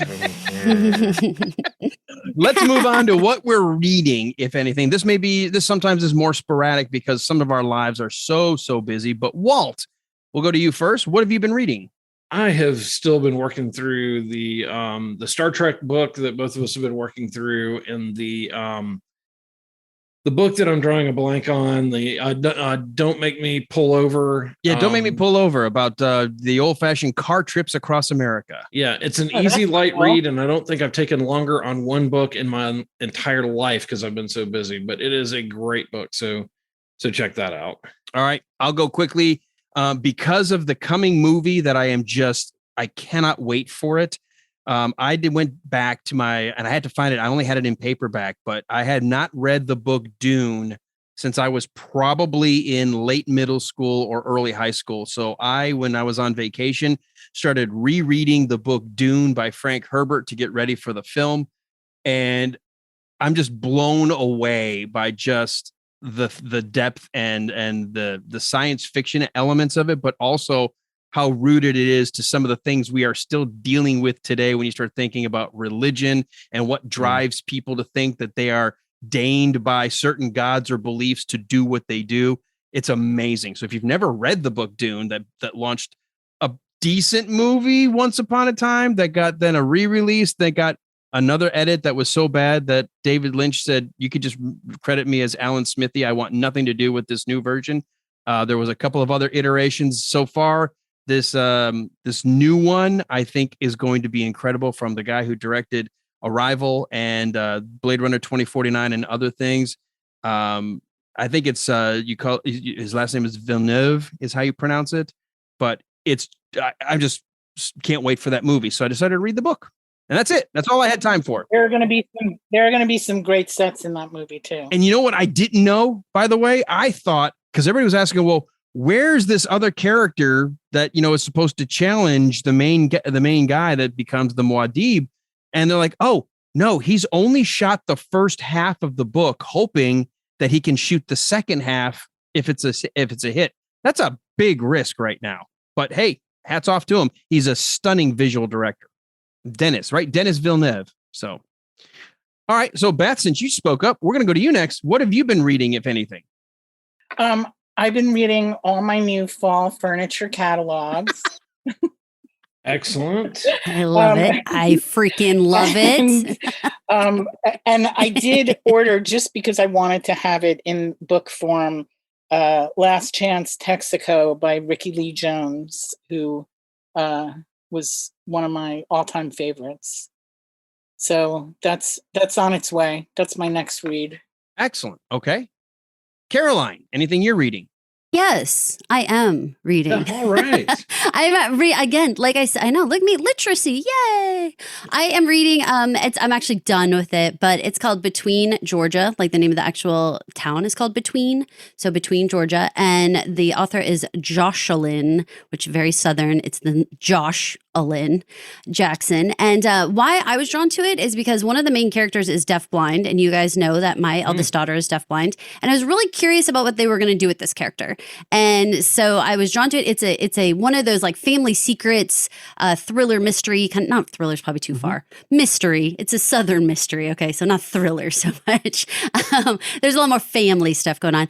But the deafblind woman makes like these porcelain doll faces. Like she makes the heads by all tactilely. Oh. Very fascinating. I loved that portion of it. But then the story itself, you know, it's just these two. It's like a very Hatfield and McCoy's two families kind of situation.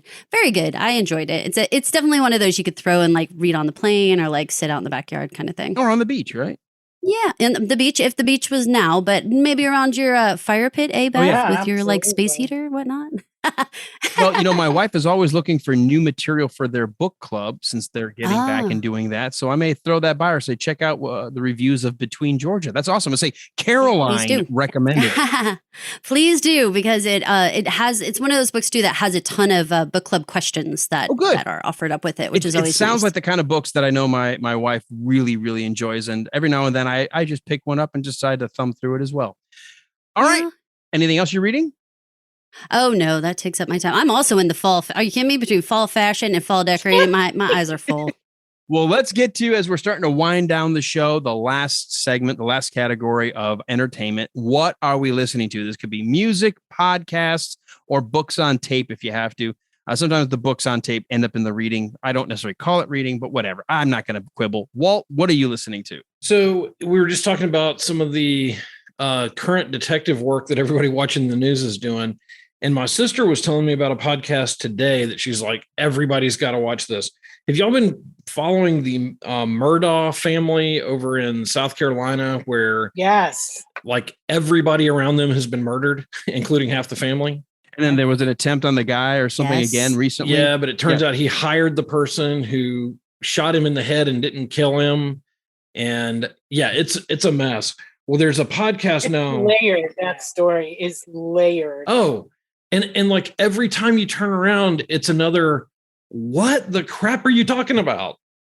I mean, it is the most bizarre thing. And there's a podcast that's now trying to follow it called The Murdaugh Murders. And so I'm going to start that tonight. Because I am trying to get my arms around this crazy case. And people will ask me about a lot of cases, and I'll kind of say, oh yeah, here's what it probably is. And normally this one isn't just crazy. So check that out, Murdaugh Murders. There's another one called The Rise and Fall of Mars Hill. And Mars Hill was this church that planted out in Seattle and turned into this just insane, crazy, almost a cult. And it's kind of a cautionary tale, but it's also just fascinating because every episode you're like, this can't get more bizarre. And then it gets more bizarre. And they play some of the tapes of, these indoctrination. They should be called sermons, but they're really like indoctrination speeches. And it is just crazy how this guy feasted on these people. And it just is crazy. So it's called, again, The Rise and Fall of Mars Hill. And then finally, there's one that kind of had wrapped up, but they're putting out episodes from time to time. And we've talked about it before, called In the Red Clay. And it's about some of the guys in the Dixie Mafia. And I was talking to my dad, who, of course, we've had on, is a retired FBI agent. His good friend, Hal, we're going to have in a few weeks, who's a retired Secret Service agent. And then another retired FBI agent. And they all have been listening to this.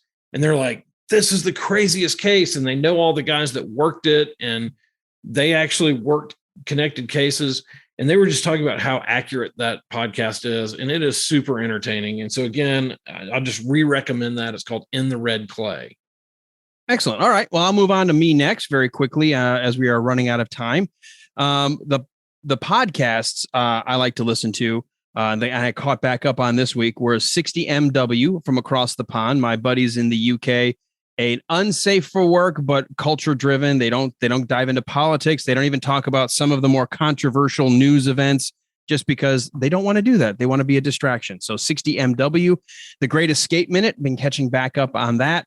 And Walt, I think you'll appreciate this. I found out if I go to my Alexa, you and I both have been fans of Bosch. Yeah.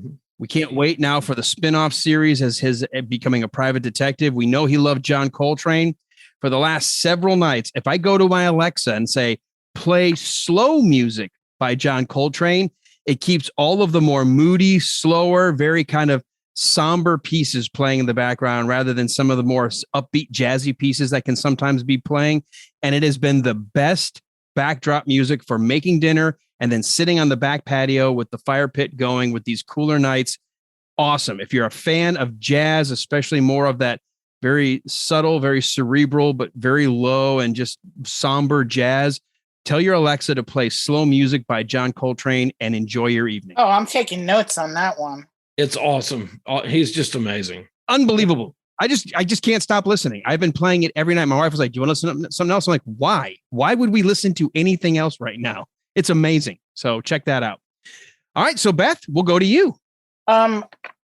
I have not been listening to anything. You might want to skip me and go to Caroline. That's fine. Okay. You know what? You don't have to have a tick mark in every box. That's okay here. We fail miserably every episode. So I've been so busy. It's because I've been so busy watching these heavy. That's what it is. Right.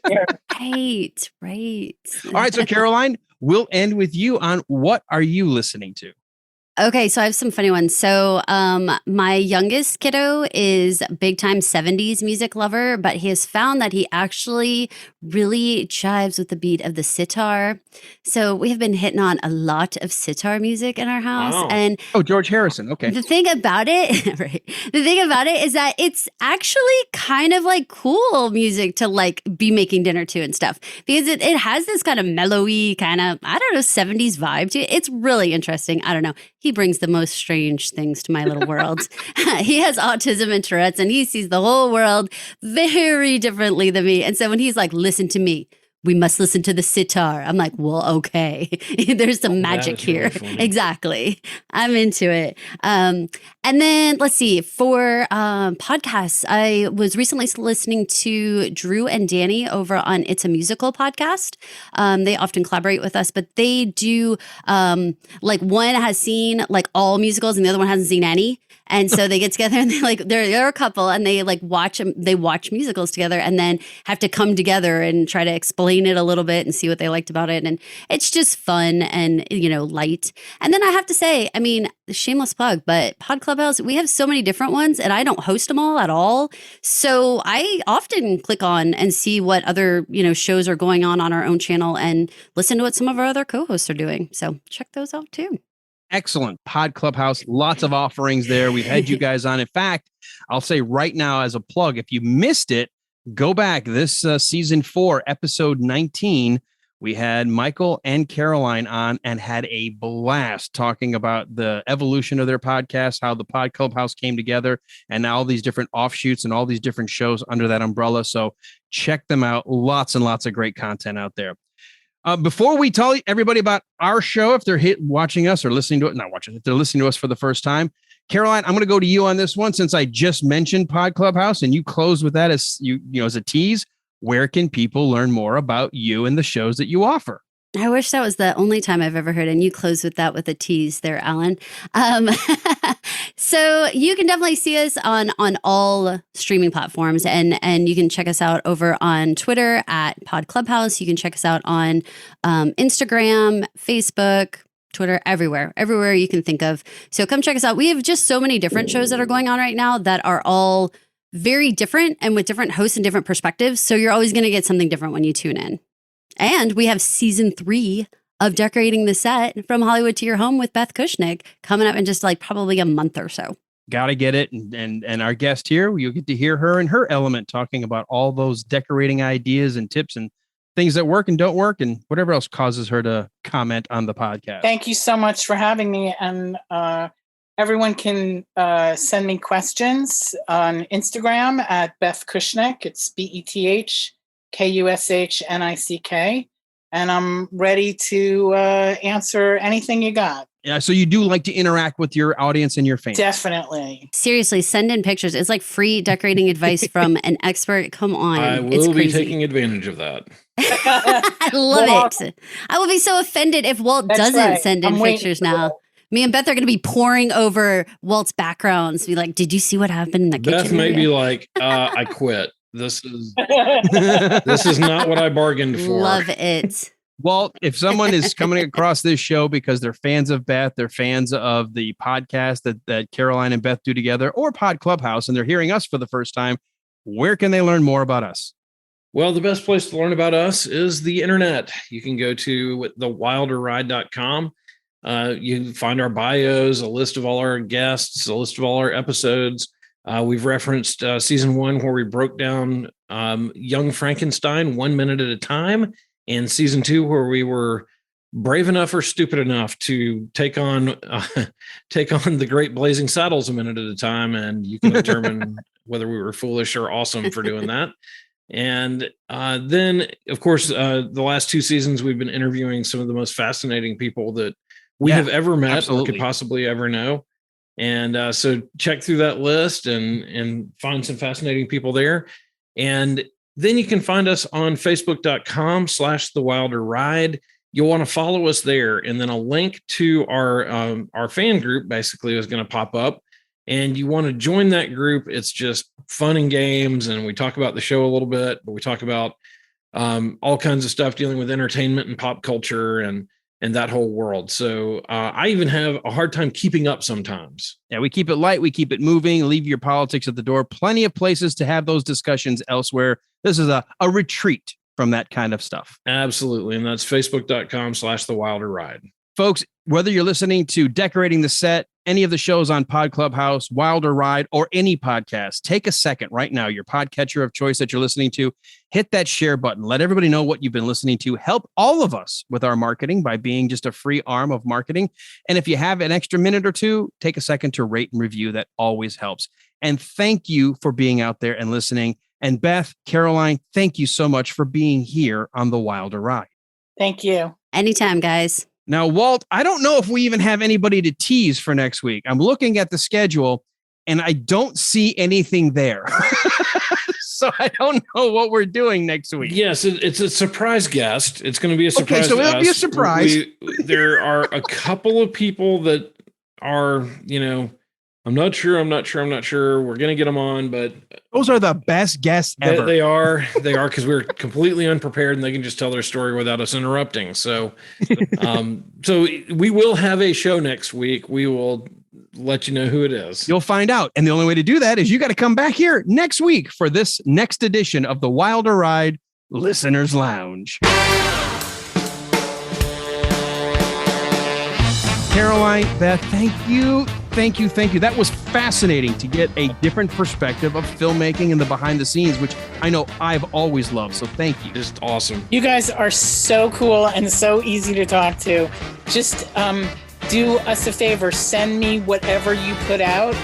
Because I have, like 12,000 Instagram followers and they're very engaged and, we'll make a meal. Just a quick reminder, I'll send you an email. You gotta be jumping, jump on in, jump, like wild train, roll right on.